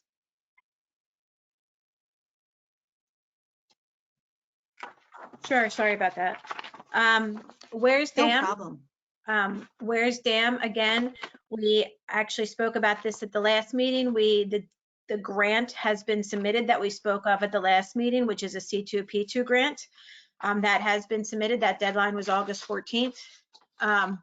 Next steps with the dam, we are still waiting on some of the engineering work for the final permit to apply for the LCCD permit. That's a permit that's estimated to take 3 months. So again, we're still waiting on the final engineering report for that. On the campus renovation project, as you're all aware, we have moved back to Walbert Avenue. We still continue with our site work. Is the major project that has to be completed is our site work. Inside the building, most of the work is done. We simply have well, I don't want to say simply, but there's punch list items that have to be completed, and there is still some work going on the exterior of the building. The library, I see that there's a question about the library. The library construction is done as well. Again, I don't want to speak on behalf of the library. I have seen the inside of the library, so it was mostly done. I am not quite sure exactly when they are returning to their building. I do know, I believe they have a COVID issue right now, according to their message on their telephone system. So again, I'm not quite sure about the library. In terms of our budget, from our 5 prime contractors, we are just about complete. We have Ankowitz, who is our site contractor, who is continuing to work on some items. We have finished out with our mechanical contract. At this point, we are 0.04% over budget. It's about $34,000, and a large part of that is coming in from the additional remediation that was required to be done. And that's about $60,000 worth of remediation, additional remediation that had to occur. We are still receiving our invoices from the other, other portions of the project at this point. But this includes our construction costs. But at this point, we're about 89.3% of the budget. And again, a lot of those construction costs, which included our professional fees, contracted IT and networking issues, furniture, that type of thing, are just about done. So again, that's where we are to date. Our invoices continue to come in. And so again, we are still under budget in the overall project. If you don't, I'm going to just finish up my report, and then I will let Scott update on the credit card status. Just one thing I wanted to share, that the township is pleased to report that we did receive. We were selected as a winner of a governor's award. We were nominated by Senator Brown's office, and we were a winner in the Innovative Community and Governmental Initiatives for 2021's Governor's Award. That was actually based on the Jordan Creek Greenway. There is going to be Tori Morgan was also nominated in that award as well. The presentation from the Governor's Award will be on May 19th. So we'll actually at 9 a.m. in the morning. So we will be getting together in our public meeting room to see that. It's a virtual event. And then finally, I don't want to steal anybody's thunder because I know that Randy probably wants to talk about the great things that are occurring in the park, but we did have a great event this past weekend in a fishing derby and with a great attendance from our youth. So it was a great job by our Mike and Randy. Great job. Thanks, Renee. Any questions for Renee on her report? All right, Trace, any from the public? Jeff Ward, do you have a question? I think it's about the third seat. The Oh, open vacancy. He's asking, it would be mentioned. Jeff, they just talked about the process for that. I don't know if Jeff has a particular question, but he's asking when the third seat will be addressed. He asked that a while ago, though, and it might be old. That might, because we already answered when we just asked it at 10:15, so I'm not sure if Jeff dropped off and came back. Excuse me. Can you hear me? Yeah, we can, Jeff. What I meant was whether a third seat will be available in the fall election. That was discussed at the last meeting by Solicitor Zader. Oh, okay. Sorry. That was different. I'll defer to Jennifer on that one. Yes, there will be. Jennifer, you want to go out and talk about that one? Sure. I had a conversation with the clerk of elections with the county just to review the process for filling the vacancy because it's too late to get somebody on the primary ballot. So essentially what will happen is that the county will notify the political parties and they'll have an opportunity to select a candidate to be put on the November ballot. So I can just confirm there will be 3 spots on the November ballot. Well, there will be 1 spot to fill the remainder of Mobilio's term, and then the 2 additional spots for the 4-year term. Thank you. You're welcome. Sure thing. Trace, anything else? Nothing else. All right. Nothing else from the phone, so I'll leave it for a second here. All right, moving right along. Dave Manhart, are you still with us? Are you awake out there? Can you talk about community development? Were we going to talk about credit cards? We can talk about both. Why don't we talk about both? Because you've got both. No, I don't have credit cards. Well, all right, so we want to go backwards. Who's going to talk about credit cards? Is that I'll Scott? talk about credit cards. All right, Scott, you're on deck. Dave Manhart, Okay, don't go thank you. anywhere. Credit cards. So our credit cards, currently the bank account has been opened. It's ready to be used. It just has to be tested by by Paymentus. So on Monday, Paymentus told me that they will take 5 to 7 business days. So that could be up to next Wednesday to test. And then from there, we move on to make this thing live after that. Excellent, Scott, thank you. Are there any questions from the board on the credit cards? I just have a comment. Any from the public? Oh, sure. Go ahead, Joe. Oh, okay. I wasn't sure. I might have been on mute. No, the only comments that I have is just want to make sure that somewhere it is indicated that payments that are being made there is a charge to it. However, the charge could be for multiple bills, and it's only one charge. Yes, no. That's correct. Yeah, I believe, Scott, it was set up as a shopping cart, so you can put all of your bills into the shopping cart and only pay one credit card fee. I just want to make sure that it is, that people understand that that's the case. We will put that in the documentation, Scott. I think the directions you did. Do that. I think we can add that in the directions at the top of them. So before they go through the process, that they understand that there is a credit card processing fee. One-time credit. Yeah. Okay. Great. Thank you. Thanks, Joe. All right. Any other questions on credit cards? Trace, anything in the chat? Nothing in the chat. All right.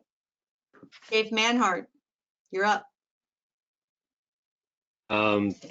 Community development, the permits are definitely not slowing down. We've seen a lot of pool permits, patio permits, people getting ready, geared up for spring and summer.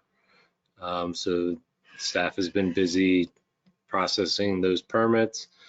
Additionally, there's 3 developments that we're getting new home construction on. Those are continuing to crank out. So keeping the permit staff definitely busy, reviewing and issuing permits. On the comp plan, we just recently, I think it was Thursday, we uploaded all of the information Tuesday, all of the information for the phase 4 kickoff meeting.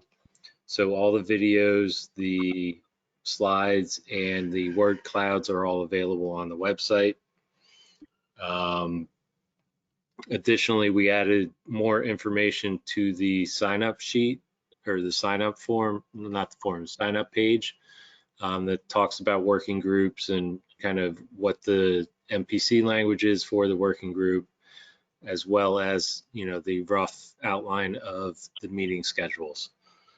So that's all up and ready to go. We're going to follow that up with an email blast, flyer distribution through the Board of Ed, to try and get some more signups for our working groups. So I'll give my working group pitch now. The working groups are the opportunity for the public to make recommendations for the future comprehensive plan in a topic area of your choice, most likely to be something that you're passionate about.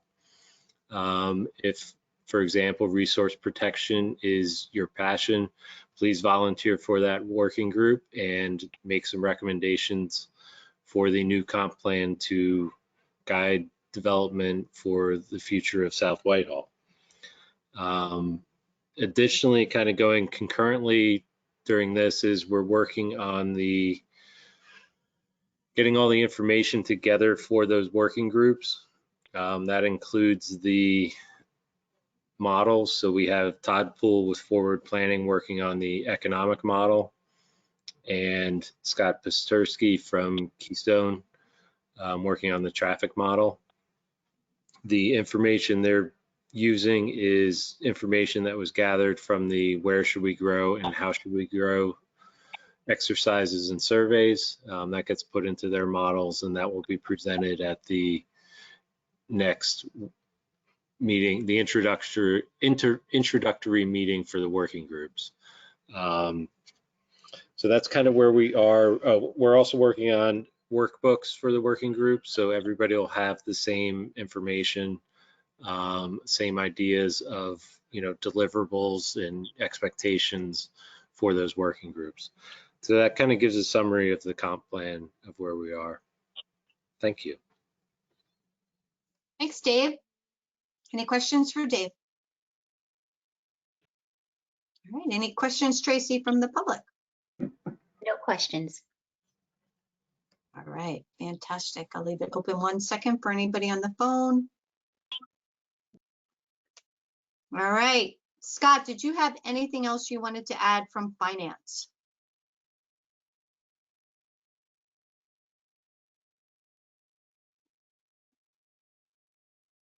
I will be sending out, once I get them, it should be this week is what the audit firm is telling me.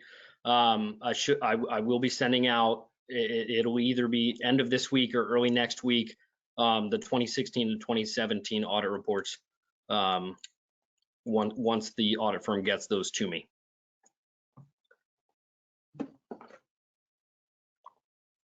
All right, thanks, Scott. Anybody questions for Scott? All right, Trace, anything in the chat? Nothing. All right. Second for the phone. All right, Randall, Park and Rec. Sure, That's exciting, lots exciting. Yeah, we're getting into our busy season, as everybody knows. So just to touch on a little bit what Renee was talking about with this weekend's Trout Derby, we did have over 200 children registered for that event, which is a record for us, which is awesome. I think a trout over 5 pounds actually won the tournament, so congratulations to that child who won it. I do have a couple important dates, but before I touch on those 3 important dates, just want to put a plug out there. We still are looking for counselors for our summer playground program. So if anybody does know anybody that's interested, please send them our way. We're doing fairly well. We do have a number of more interviews this week and next week, but we're still looking for a few more applicants, so please spread the word for us. As promised, a couple of important dates to look forward to. First being tomorrow night. Tomorrow night, we do have our first public input meeting for the Kohler Ridge Park Master Plan. That's going to be at 6 p.m. That information is located on our website under the calendar of events, also on our homepage. It will be a go-to virtual meeting. Please join us, provide your feedback. This is the best opportunity to get your input into this plan. We look forward to all the public's input. We do have an Earth Day cleanup coming up at Cover Bridge Park this Saturday, April 24th from 9 a.m. to 12 p.m. If you're able to pre-register, great. That helps us plan out our tasks accordingly. If not, please just show up and we'll make sure to get you some tasks to complete for us.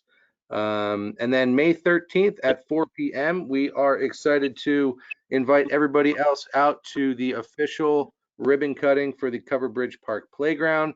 The bathroom installation should be completed by then as well, so we hope you can all join us. I do believe Mike Cookitz has Kona Ice coming too to provide some refreshments for everybody in attendance. So please join us May 13th, 4 p.m. May 13th or May 14th? May 13th. May 13th. Awesome. Okay. Thanks, Randy. Any questions for Randy? Trace, any from the public? Nothing in the chat. Oh, you got an open mic somewhere. Ooh, okay. Chief Dorney, you're next. You're up. Good evening, commissioners. I will be very quick. Reports for the month, we handled 1,321 calls, which was an increase of 555 compared to 2020, which is an increase of 72.45%. Year-to-date reports, 3,689, which is an increase of 918 from 2020, which is an increase of 33%. UCRs, we had 52 for the month, which is a decrease of 40 reported crimes from 2020 for a decrease of 43%. Year-to-date UCRs was 165, which is a decrease of 111 reported crimes from 2020, and that is a decrease of 40.2%. Arrests for the month was 29, which is a decrease of 33 compared to 2020, and that is a 53% decrease. Year-to-date arrests was 84, and that's a decrease of 67 arrests from 2020, and that's a decrease of 44%. And that's all I have. Chief, thank you very much. Any questions for the chief? I just have a general question I've been meaning to ask for a few months, actually. Yes, sir. What number of like noise ordinance citations have you had? I mean, roughly, is it an issue or are you seeing like nothing? I don't know how many we've written. I'd have to look at that. I'd need some prior advance to be able to research that. We do get noise complaints fairly regularly. We're still in the kind of the notice phase right now. We hand out the pamphlets for the noise ordinance, so we're giving an informational aspect to it rather than a punishment. So we're making people aware, but we have very few repeat offenders, especially at residences. I think people, once they're aware of it and they're handed the noise complaint brochure explaining what they can and cannot do and what the penalty would be, it has decreased at the residences. Now, there are a couple spots that we get noise complaints at, but not anything that's been cited yet. Okay, thank you. You're welcome. All right. Trace, anything from the public? Question, what is a UCR? What does that stand for? It's essentially a crime, uniform crime reporting. Alrighty. And nothing else. All right, thanks, Trace. All right, Randy, you're up again. Public Works, Water and Sewer. Got it. Thank you. So I'm going to do something a little bit different. I'm going to touch on all the divisions of Public Works just so everybody understands exactly what it all entails. So starting with the Streets Department first, all of our potholes have been filled. If you do need to report a pothole, if we did miss something, please call the Public Works Department at 610-398-0407. We've also completed our routine property maintenance as it reveals to the winter damage that may have been caused by our snowplows. So we create a list every winter of damage that may have been done to private property. We get back out there in the spring and repair that.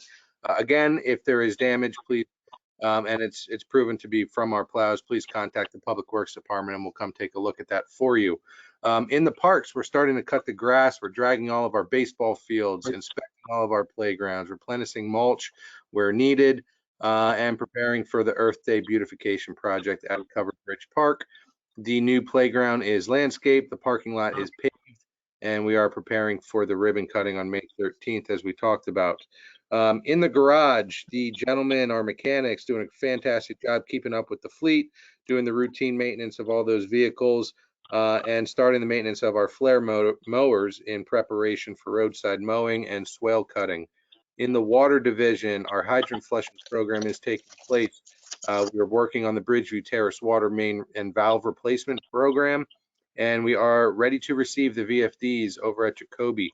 And obviously keeping up to date on our weekly and monthly routine water testing and system maintenance. In the sewer division, we've completed our Dorney Park sewer manhole to manhole lining project. That was 1,500 feet of a 21-inch interceptor line that was lined to prevent I&I. The same was done on a Sherrisville line on nearly 300 feet there. So those guys are staying busy, and we're starting to work on our cast in place repairs as well to combat infill and infiltration, also known as I&I, which is water that gets into your sanitary system, groundwater, stormwater, things like that. So that's Thanks. Public Works in a nutshell. Great report, Randy. Any questions for Randy? I just have a quick question. I think I asked it at our last meeting, and I guess it would be more for Renee, even though it's refuse related. I know we talked during budget season about a motion coming to the board regarding concrete for the new yard waste. What is the timetable for that? Diane, it should be soon. They just are still doing that work. So I don't have any bills for that work for the total price at this point. So you're saying the concrete work has already been done? For the Yard and Garden Center, yes.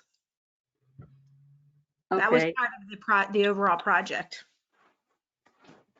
Well, during our budget workshop, I remember I had a question about this, and because it was a $300 expense for concrete, and estimate, and said we would come to the board regarding the cost of but the Yard and Garden Center was always part of the project.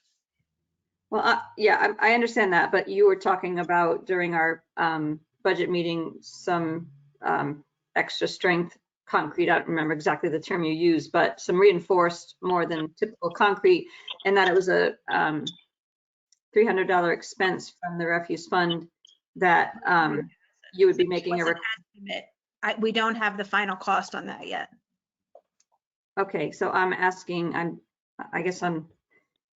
let me ask the question a different way. So I recall during the discussion we had in the refuse budget workshop that it was something that would come before the board. You made a comment that there'd be a motion before the board on this particular item because it was utilizing our refuse unallocated reserve fund.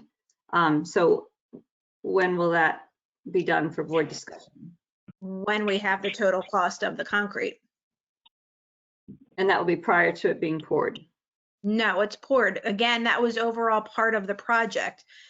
And we said that we were going to take $300,000 out of the refuse fund because that's a restricted fund only to be used for items from the refuse fund, refuse and recycling. And that is the Yard and Garden Center is an eligible expense for that. And so when we get the final cost of what that is, we will make a motion to the board to move that money. Again, 300,000 was an estimate. Correct. It was my understanding that it would be more of a coming to the board to make this expenditure. So you're saying it's not. Well, it was part of the overall project regardless of where the money was coming from. That was included in the site work as an estimate. Correct, so but it was. The center was part of the actual renovation project. And so. Correct. This was for extra strength. I don't know what, excuse me for not remembering the specific term, but it was. Reinforced concrete for heavy duty for the, right. And so again, that was to look at the amount of money that we were going, if we were going to use money out of the refuse fund for the Yard and Garden Center. Okay, so I guess I'm just confused because I know we talked about taking it out of that fund and I had questions about using if we had extra money in reserve to, potentially do a discount for seniors on fixed incomes if we had surplus in our reserve. And I was under the impression that we would discuss this as a board, whether or not that money would be allocated for the extra strength concrete. Well, the extra strength concrete was required as part of the Yard and Garden Center regardless. It's a question of if you want to do the fund transfer for that expense once we determine the final expense. So it wasn't approved. I remember asking if it was budgeted. I remember asking if it was. The Yard and Garden Center was approved under the renovation project. It was included. Their yard and refuse and recycling is a restricted fund that you can only utilize for projects like that. Once the project was not contingent upon use of that money or not, it was included in the overall renovation. But a use of that money can be coming out of the refuse and recycling fund because, again, it's a restricted fund for use of the building of that type of thing. So when and if we make that move from that thing, it will come to the board for the transfer out of refuse. But That concrete was it was part of this project.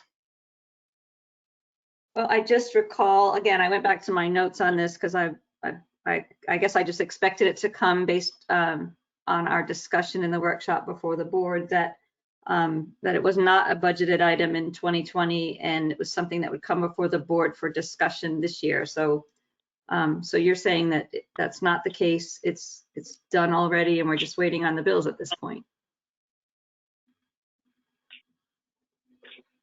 So are we waiting on, we're just waiting on the decision, Renee, from the board, the decision that the board is going to make. We'll bring a motion before the board, see if they want to contribute out of the refuse and recycling fund for that project. So was this money already listed under the building reno? We took the loan to take care of all the renovation, which, as you stated, it included the yard waste. So was this 300,000 already accounted for in that loan? As I stated, it was included in the total renovation project already. It's a matter that it's a restricted fund and that's an eligible use for that fund of money. And so that's again, when, you know, the board can decide if they want to make the transfer out of the refuse to put towards that yard and garden center.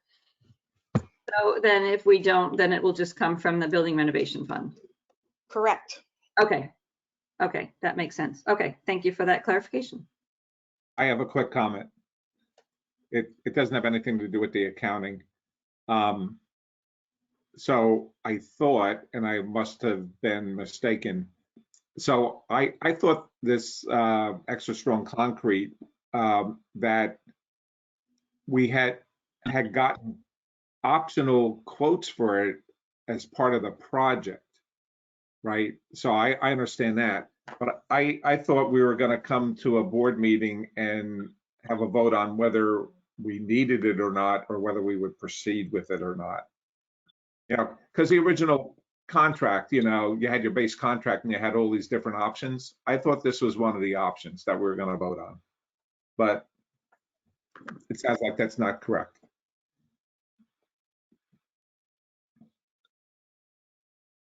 Randy, or I believe the extra duty concrete was required because of the dumpsters, the size of the dumpsters that are sitting on them.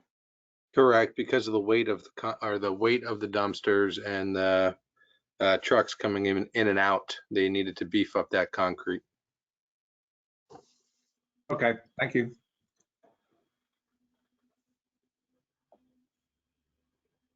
So one last question, did the budgetary borrowing that we did include this amount? Just so I'm clear.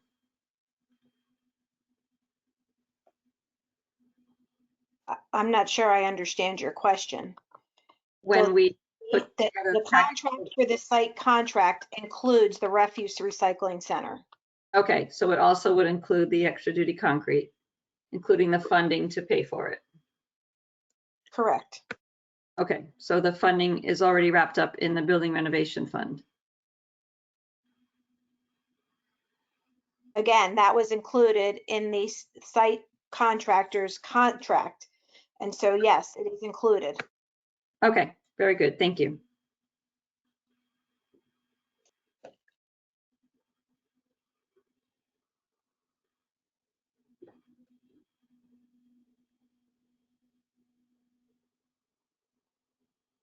Can you hear me? Can you hear me? Now we can. Can you hear me now? Oh, God, my audio. I'm sorry, everybody. My audio just blipped out on me. Okay, so we good with the questions on the concrete? All right, anything else? I think we're done with Public Works. Or were there questions, Tracy, in the chat? Nothing in the chat. All right. All right, so Tony, what do you have from us from an engineering standpoint? Anything special? Oh, everything's special. Everything is special. We had two projects at the April Planning Commission meeting, Nestle and Robert Root project. To Diane's earlier question, Parkway Manor Elementary School, they were going to come to the board to discuss their project. They're changing their entrance to get more cars off the road. It's a nice project for the district, but engineering wise, they weren't ready. We had a discussion today, so they'll be back shortly to explain the project. One more project that came in for review this month, and that's it. It's actually a little bit of a short month, so we get to catch up with Public Works and kind of assist them with any engineering they need. Tony, thank you very much. Any questions from the board? All right, Trace, any from the public? Nothing in the chat. Awesome. All right, moving right along. This is Thank you. now the opportunity for courtesy of the floor for any non-agenda item that somebody would like to present. I do know we had received a request from Mr. Brian Height, so we'll start with Mr. Brian Height. Are you with us still, Brian? Yes, I am. Thank you, Commissioners. Brian Height, 1273 Eck Road. I know I have to live with Eck Road being closed to through traffic and beholden by the road closure permit holders for access, and ultimately my day-to-day life is under their control. However, after spending 17 minutes intentionally blocked in trying to leave Eck Road this morning and 10 minutes yesterday, for no other apparent reason, there was no active construction taking place. I now know that I'm hostage to the contractors, and that is an unfortunate situation. I would humbly request that the South Whitehall Township seriously consider the denial of all extensions to the existing or approving any future road closure permit applications by the Dobrinsky Brothers, Blue Rock Construction, or any other entity contracted by Black Creek Group or their contractors involved with the construction of the warehouses at Eck and Crackersport. I respectfully ask that this consideration to give me and my family, as well as my neighbors, our dignity back and mitigate the prolonged monthly or longer shutdowns of public roads for private development construction. I'm not seeing progress being made that cannot be done within the laws of the PennDOT Pub 213 for temporary traffic control over a 72-hour period. That's my statement. Thank you. Thank you, Brian.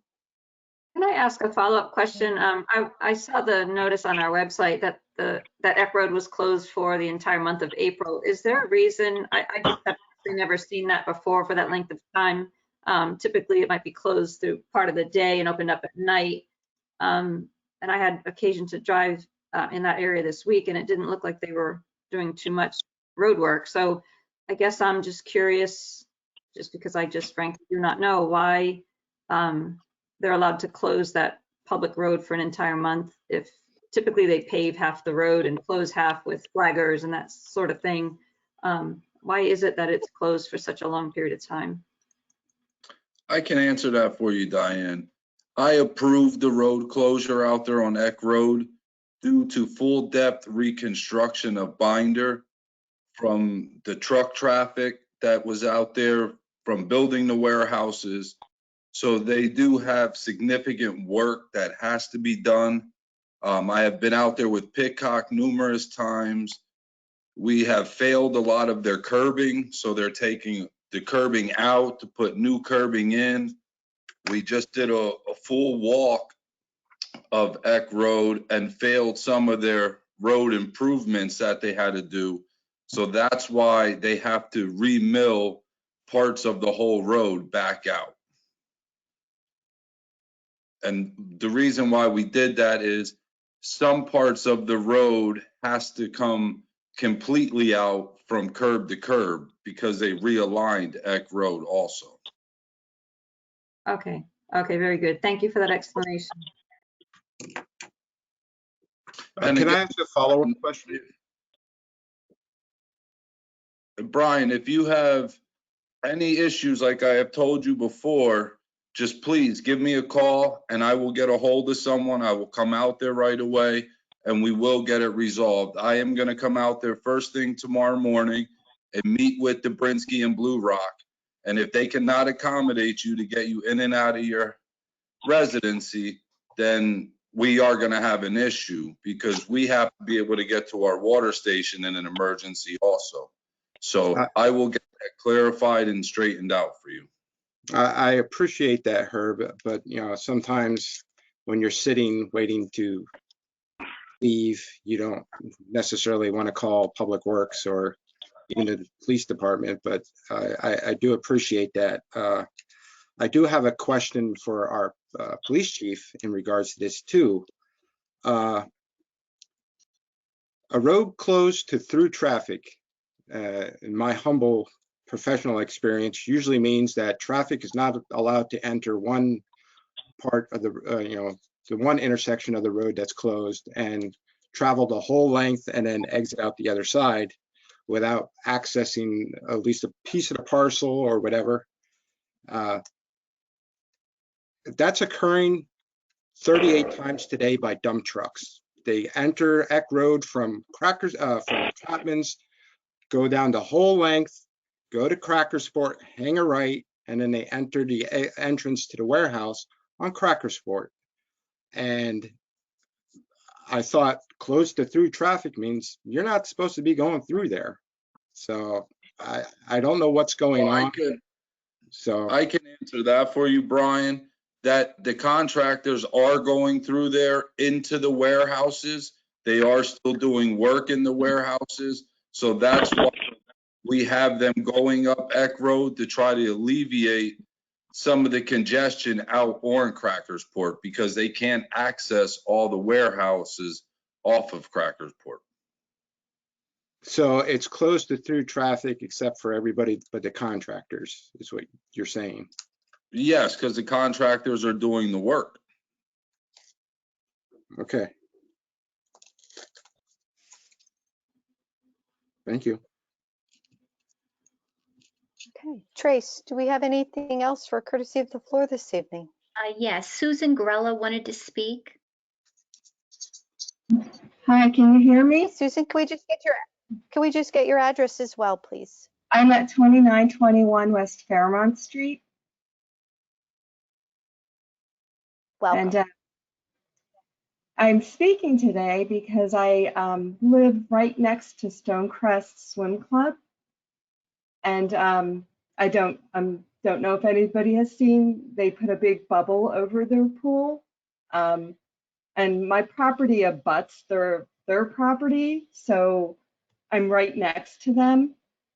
And I've had concerns since they announced that they were going to do this. I was upset about it. My property has full view of their property. They've removed trees and wooden fencing, so I even see more of their properties. The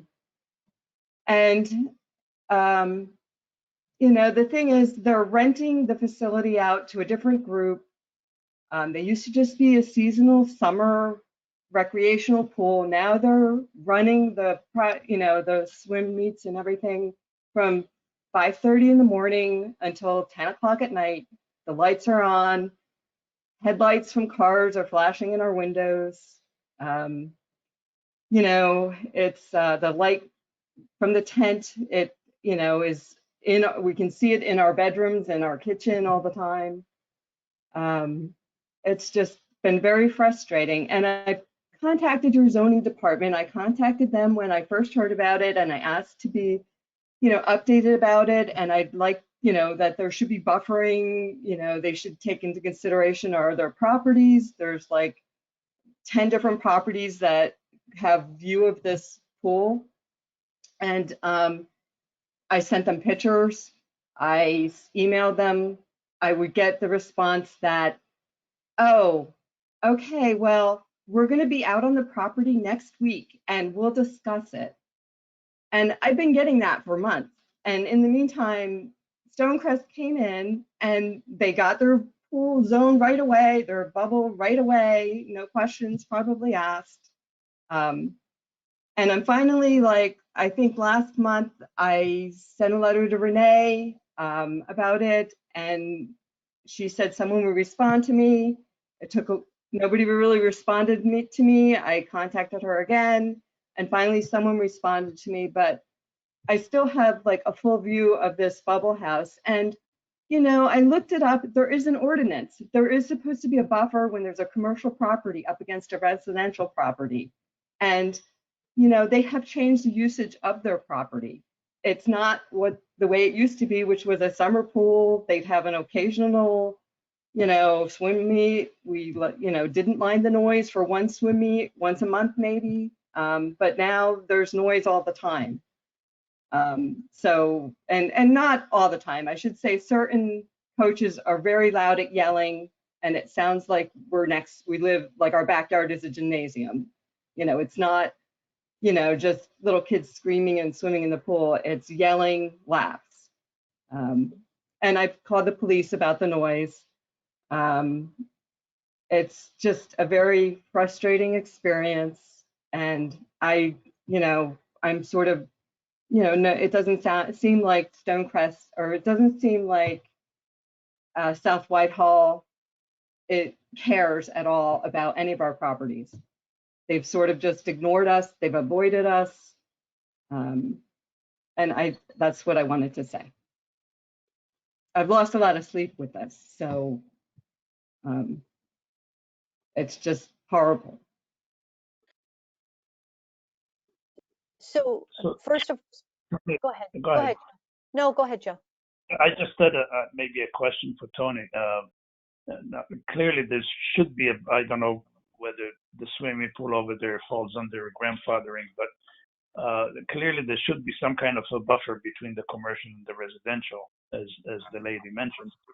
And do you know if there is one, what it entails, what it required, a fence or distance, or I'm assuming that distance is probably grandfathered, but maybe a requirement for a fence or something like that. Yeah, there are. I apologize. I didn't hear of anything. It usually is something that falls within the zoning officer because they deal with the buffering and things like that. But you are correct, and I think the lady mentioned the lady on the phone mentioned that she did read that there was a buffering requirement. So I believe her. I believe that is true. I would have to do research. So I apologize. I just can't answer on the fly. There's usually is a buffer, but there's a lot that goes through, and these questions usually fall with the zoning officer. I mean, I could definitely reach out to her if necessary, if she needs any our help.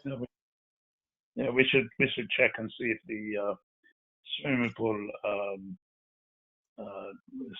does have the required buffer in there.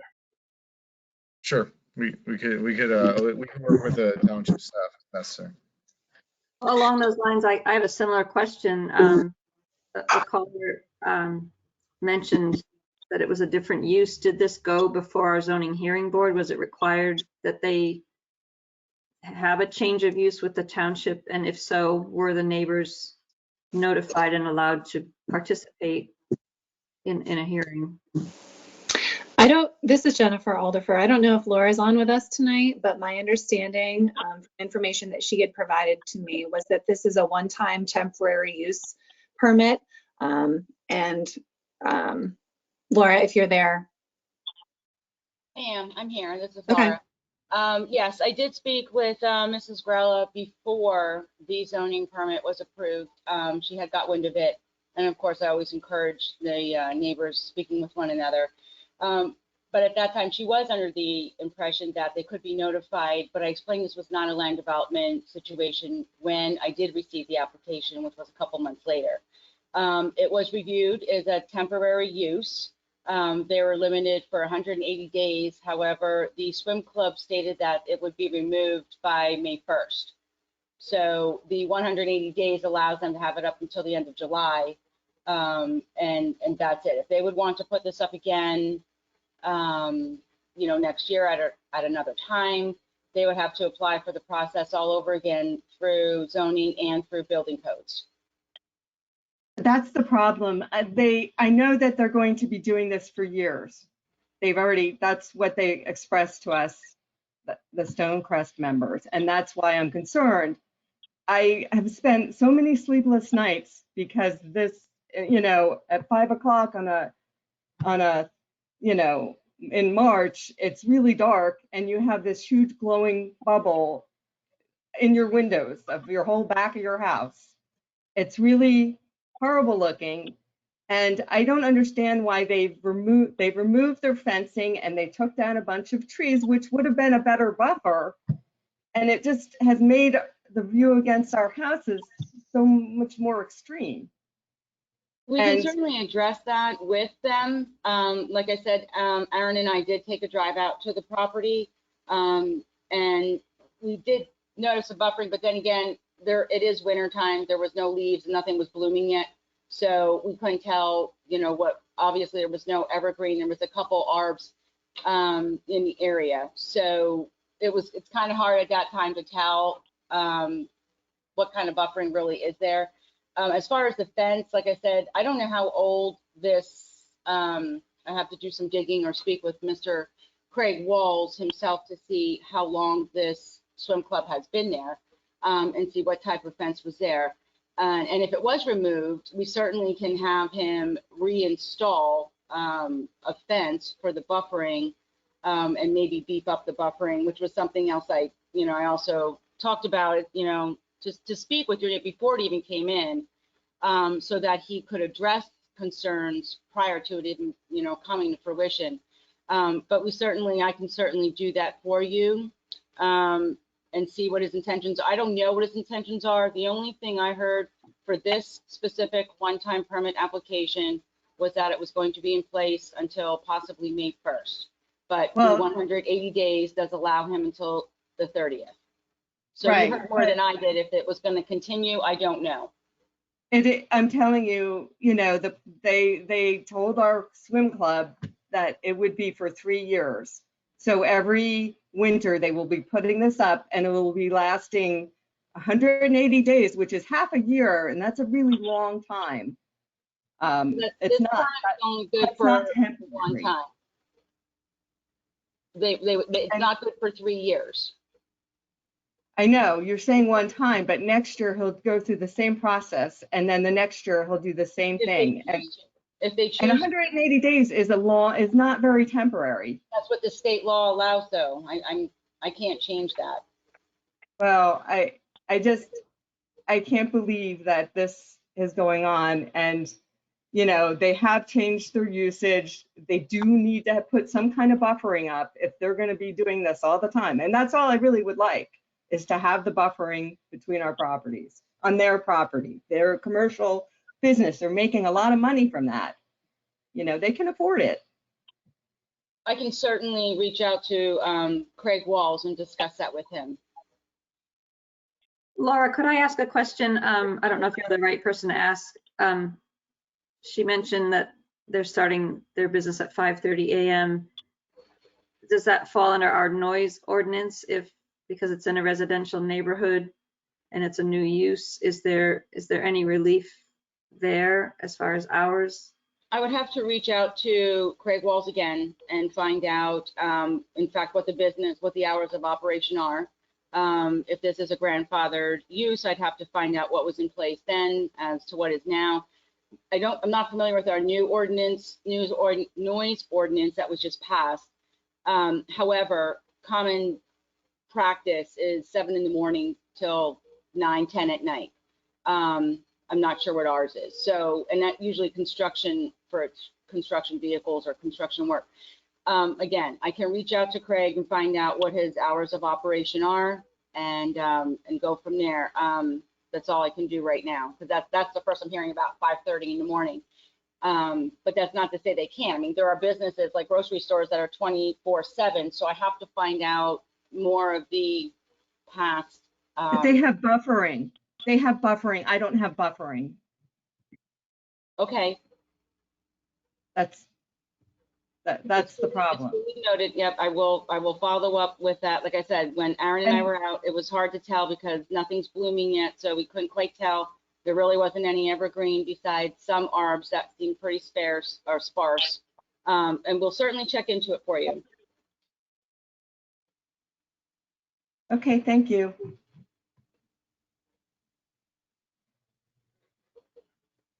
And just as a practical question, thank you, Laura Harrier, for offering to follow up on this. And is this also something that our solicitor would also be making sure that everything's being complied with?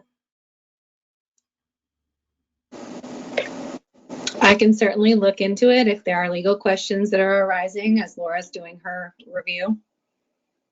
Okay, very good. Thank you. I have one comment. So for Mrs. Grella, you probably don't know us very well. You may be speaking with Laura Harrier for the first time. I can reassure you that Laura is very diligent, and she will take care of this, both the substantive issue and, we'll do it as effectively and as expediently as she possibly can. And I believe the same applies to Attorney Jennifer Aldifer. So I already know you'll do a great job, but I just want to say it's clear, not just in what Ms. Grella said, but by the way she's expressed herself, that this is causing a great amount of distress. So I would just ask everybody, even though you already do a great job, is just try to go the extra mile on this to try to get the best solution that you possibly can for Susan. All right. Thank you, Susan, for bringing this to our attention. And, as Commissioner Walk had mentioned, you've got an amazing team of people looking into it for you. So hopefully we can come to an amicable solution for everybody involved. And I do want to say, and thank you for listening to me. I've been a member for Stonecrest for 20 years. So I do really like Stonecrest, but I don't like them this year. And it's all because of this. And it's not even really Stonecrest, it's the team or whoever they have renting their facility. They're just too much activity. They do laps around the property. There are cars rushing in and out. It's like a Wawa parking lot. People rushing to drop their kids off and leaving headlights on in the parking lot waiting. So it's just really changed our neighborhood for the worse. And you're sort of afraid to walk your dog down our street without like looking all over the place. And you can't have your kids ride your bike on your street anymore because of this. And it's all because of this team and the rental of the Stonecrest property. It's just not meant for heavy duty traffic of like a soccer field or a Wawa or whatever.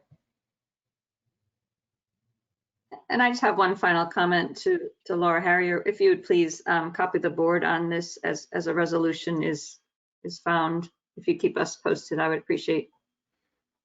Oh, absolutely. Thank you, Laura. All right.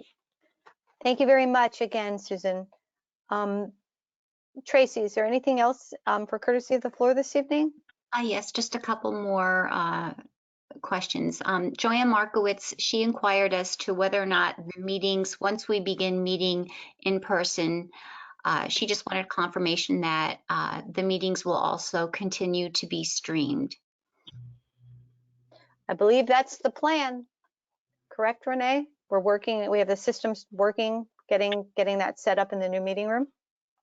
Correct, yes. We have a camera in the new meeting room for streaming of the meetings. Yep. Good question. What else, Trace? And then let me see. She has another comment here. Looking for the following answers. The $9 million renovation loan was, and then she said start month and year of the loan. And part 2 of that was terms, length of loan in months or years. And the last part of that was currently at what percentage? Okay, so Tracy, we can get that information. we can gather that up. We won't have all that information tonight. Okay, and then I can send that to her. And then the last person is Brad Osborne. Brad. Yeah, thank you, Commissioner Morgan and Tracy.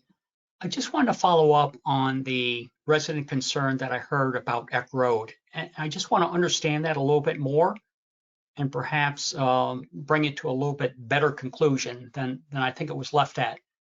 But before that, let me see if I understand. So we have a resident who is blocked out of movement from their driveway, essentially their house, on a road that is accessed around by construction trucks. I just want first, I asked the question, is that the correct characterization of what we have here? A resident can't get out of their driveway, but construction trucks are allowed to cross over a potential right of way onto private property to get around the road closure. Do I understand that right?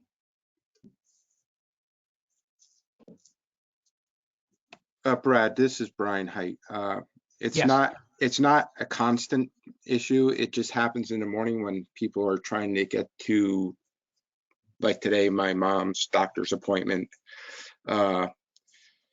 They have construction meetings on the road and their pickup trucks blocked, and I'm not going to confront anybody because I've had issues in the past. So I just wait. I can't turn around to go out to Chapman's Road because there's dump trucks behind me. So I'm trapped. So I can get out of my driveway. I just can't get off of Eck Road at certain hours of the day, and it's usually in the mornings. So that's the main issue. And they see me there and they just don't care. So that's my main issue. And there, I know Herb Bender from Public Works. He's very truthful with me. I believe everything he says. It's just a matter of there's a disconnect with the contractors and just their rudeness to me. It's just been over a year and it's exhausting, but I see a light at the end of the tunnel. But it's just a matter of there's a lot of dump trucks going through a road that's closed to through traffic, and I understand Herb's concerns, of wanting the trucks to be on that road in order to mitigate the impacts to Crackersport, but I also don't understand how that's going to work when the warehouses are occupied and trucks need to access Crackersport. But we'll cross that bridge. I see a light at the end of the tunnel. This has been going on for over a year, and I appreciate everything the township has done. I don't mean to attack anybody from the township. I just would like a little help as a resident. And in the past, Herb and Mike Elias and Randy Cope have been a godsend to me and keeping me and my family sane. But it's just, you get tired of calling the same people because you don't want to keep complaining, because I'm not a complainer. I just want to be left alone and be able to access my property or access Crackersport or Chapman's Road. And it's just, Brian, I hope it's over soon. Yeah, no, I can certainly sense that you're being very gracious. At the same time, you're raising an issue. So I guess my question would be, in advocating for a resident, this has been going on, as Brian explained, for over a year. Is there something that can be committed to this evening that will alleviate this problem for this resident beginning tomorrow? And again, with all respect to township staff, but also respecting a resident's complaint, which seems to be very legitimate and possibly concerning. So I'm looking for some commitment that this is going to be resolved tomorrow. Brad, I don't believe the commitment can come solely from the township. I think it's going to have to be a team effort on this, and I think Brian would agree with that too. The township is very dedicated into trying to come up with a solution to alleviate these issues that Brian has seen. But it's you're looking for one statement or one thing that we can say tonight that's going to make this all go away. I'm not sure we can do that tonight. That if we could have done that, we would have done it probably a while back. I think it's a combined effort. Actually, I can understand that. I'm asking for immediate action in response to a resident's concern. However, Well, maybe I could rephrase it. Is there a plan of action that will alleviate this concern as quickly as possible? It is hard for me to accept that the township has no control over this. Herb is going out there tomorrow. Herb is going to address this issue tomorrow. He made it very clear that he's going to have a conversation with the contractors and address this. So yes, there's your immediate action. And Herb is a man of his word. I'll give him that. I've called him on weekends. He's called me on weekends. The guy never sleeps. And yeah, I'm not looking for something to be done tomorrow. I see a road being closed for almost a month now, since the beginning of April, and well, 3 weeks. And I see, and Herb is correct. Curbs have been replaced at certain aspects, but I also don't see a lot of ambition by the contractors. Now that might be, supply. Last year we had issues with getting concrete monuments for stormwater. And I understand how COVID has impacted the whole world and supplies and stuff like that, but maybe this wasn't the right venue for me to bring it. I didn't know what else to do at this point, and I'm just glad that the township doesn't have 900 houses where I live, and you only have you have 3 residents on all of Eck Road. And I'm the only one south of the railroad tracks, because the township is well aware of everything I went through with the mud and the dirt and cars being damaged, and the road realignment's beautiful. And Black Creek Group has hired contractors to specifically do my front yard and curb and sidewalk. And I'm very appreciative of that. And they still have some stuff to do. And it's just a matter of the day-to-day operations, not from the township aspect, but on the contractor's aspect. So maybe I shouldn't have brought this up at on this venue, but it's frustrating when you have an 80-year-old mother with dementia asking you why you're not moving on a road because you can't get off your road. And you have contractors pointing and looking at you and laughing. And they know you won't do anything because I don't know what to tell you, but the road is closed. And that's a quote I got from somebody I would prefer not to mention at this point, but that's basically what I'm operating under is I don't know what to tell you, but the road is closed. So, Brian, I'd like to say something to you there. When I approved that, one of the stipulations was that you had access to your house to and from. You would have the garbage service, the mail service, emergency vehicles would have access at all times, and we would have access at all times to get to our pump house.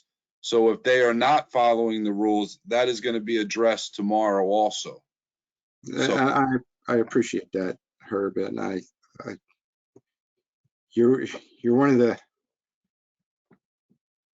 the best public works managers in the Lehigh Valley, because you're a man of your word. I deal with all 62 municipalities in 2 counties on a daily basis, and you're right up there with the top 5. And I wish I would have been able to call you, but this morning with my mother's appointment and stuff, it just wasn't possible, and I apologize, but because you've always responded to all my concerns, but I also thought it was important that the commissioners give you more tools in your toolbox going forward. We have some very large projects coming up in the future, and I don't want you to have to deal with, I don't want the township to have to deal with the issues or the experiences that we're all learning from this contract or this construction project going forward. I already have some ideas of how we can improve upon things, you know, going back hindsight 2020, but don't take this personally that it's an attack on you or Public Works or the township. It's more of an attack on, not attack, it's just a concern to the contractors, and I think I'll leave it at that. It's late. It's already 11:20. It's no problem, Brian. I'm glad you brought it to our attention, and I would be glad to sit down with you and see how we could maybe make it better in the future with some of the larger developments that would go in. I would love to hear some of your advice that you have. Okay, thank you. Yeah, because I've seen very large scale projects in various municipalities, as Tori is aware from my work, and she sits on that board. So technically, I guess she's one of my bosses, but we see some very interesting projects. So we see the worst and the best of what can be done. So I look forward to that. Brian. Yeah, Brian, I think you're going to have some great insight and some great ideas. And I think that's a wonderful idea, Herb, if you have the opportunity to sit down with Brian and just share some thoughts, that would be great. All right, thank you. You got it. You got it.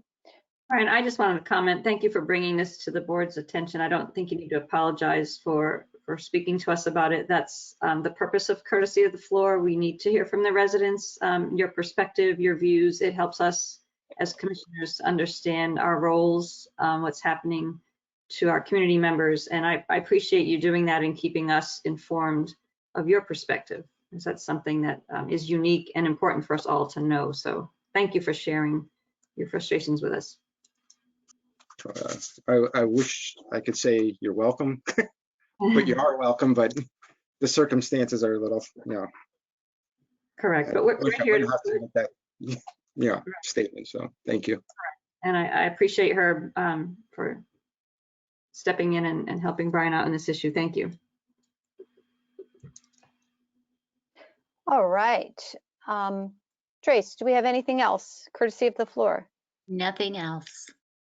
All right. Our invoices and purchasing requisitions have been reviewed by our township manager and our director of finance. We do need a motion this evening to authorize that our checks be issued to pay our bills as tabulated. Do I hear said motion, please? So moved. Motion on the floor by Commissioner Kelly. Do I hear a second? Second. I'll make a second. Second by Commissioner Morgan. Can I have a roll call vote, please, Renee? Commissioner Walk, Yes. Commissioner Seton,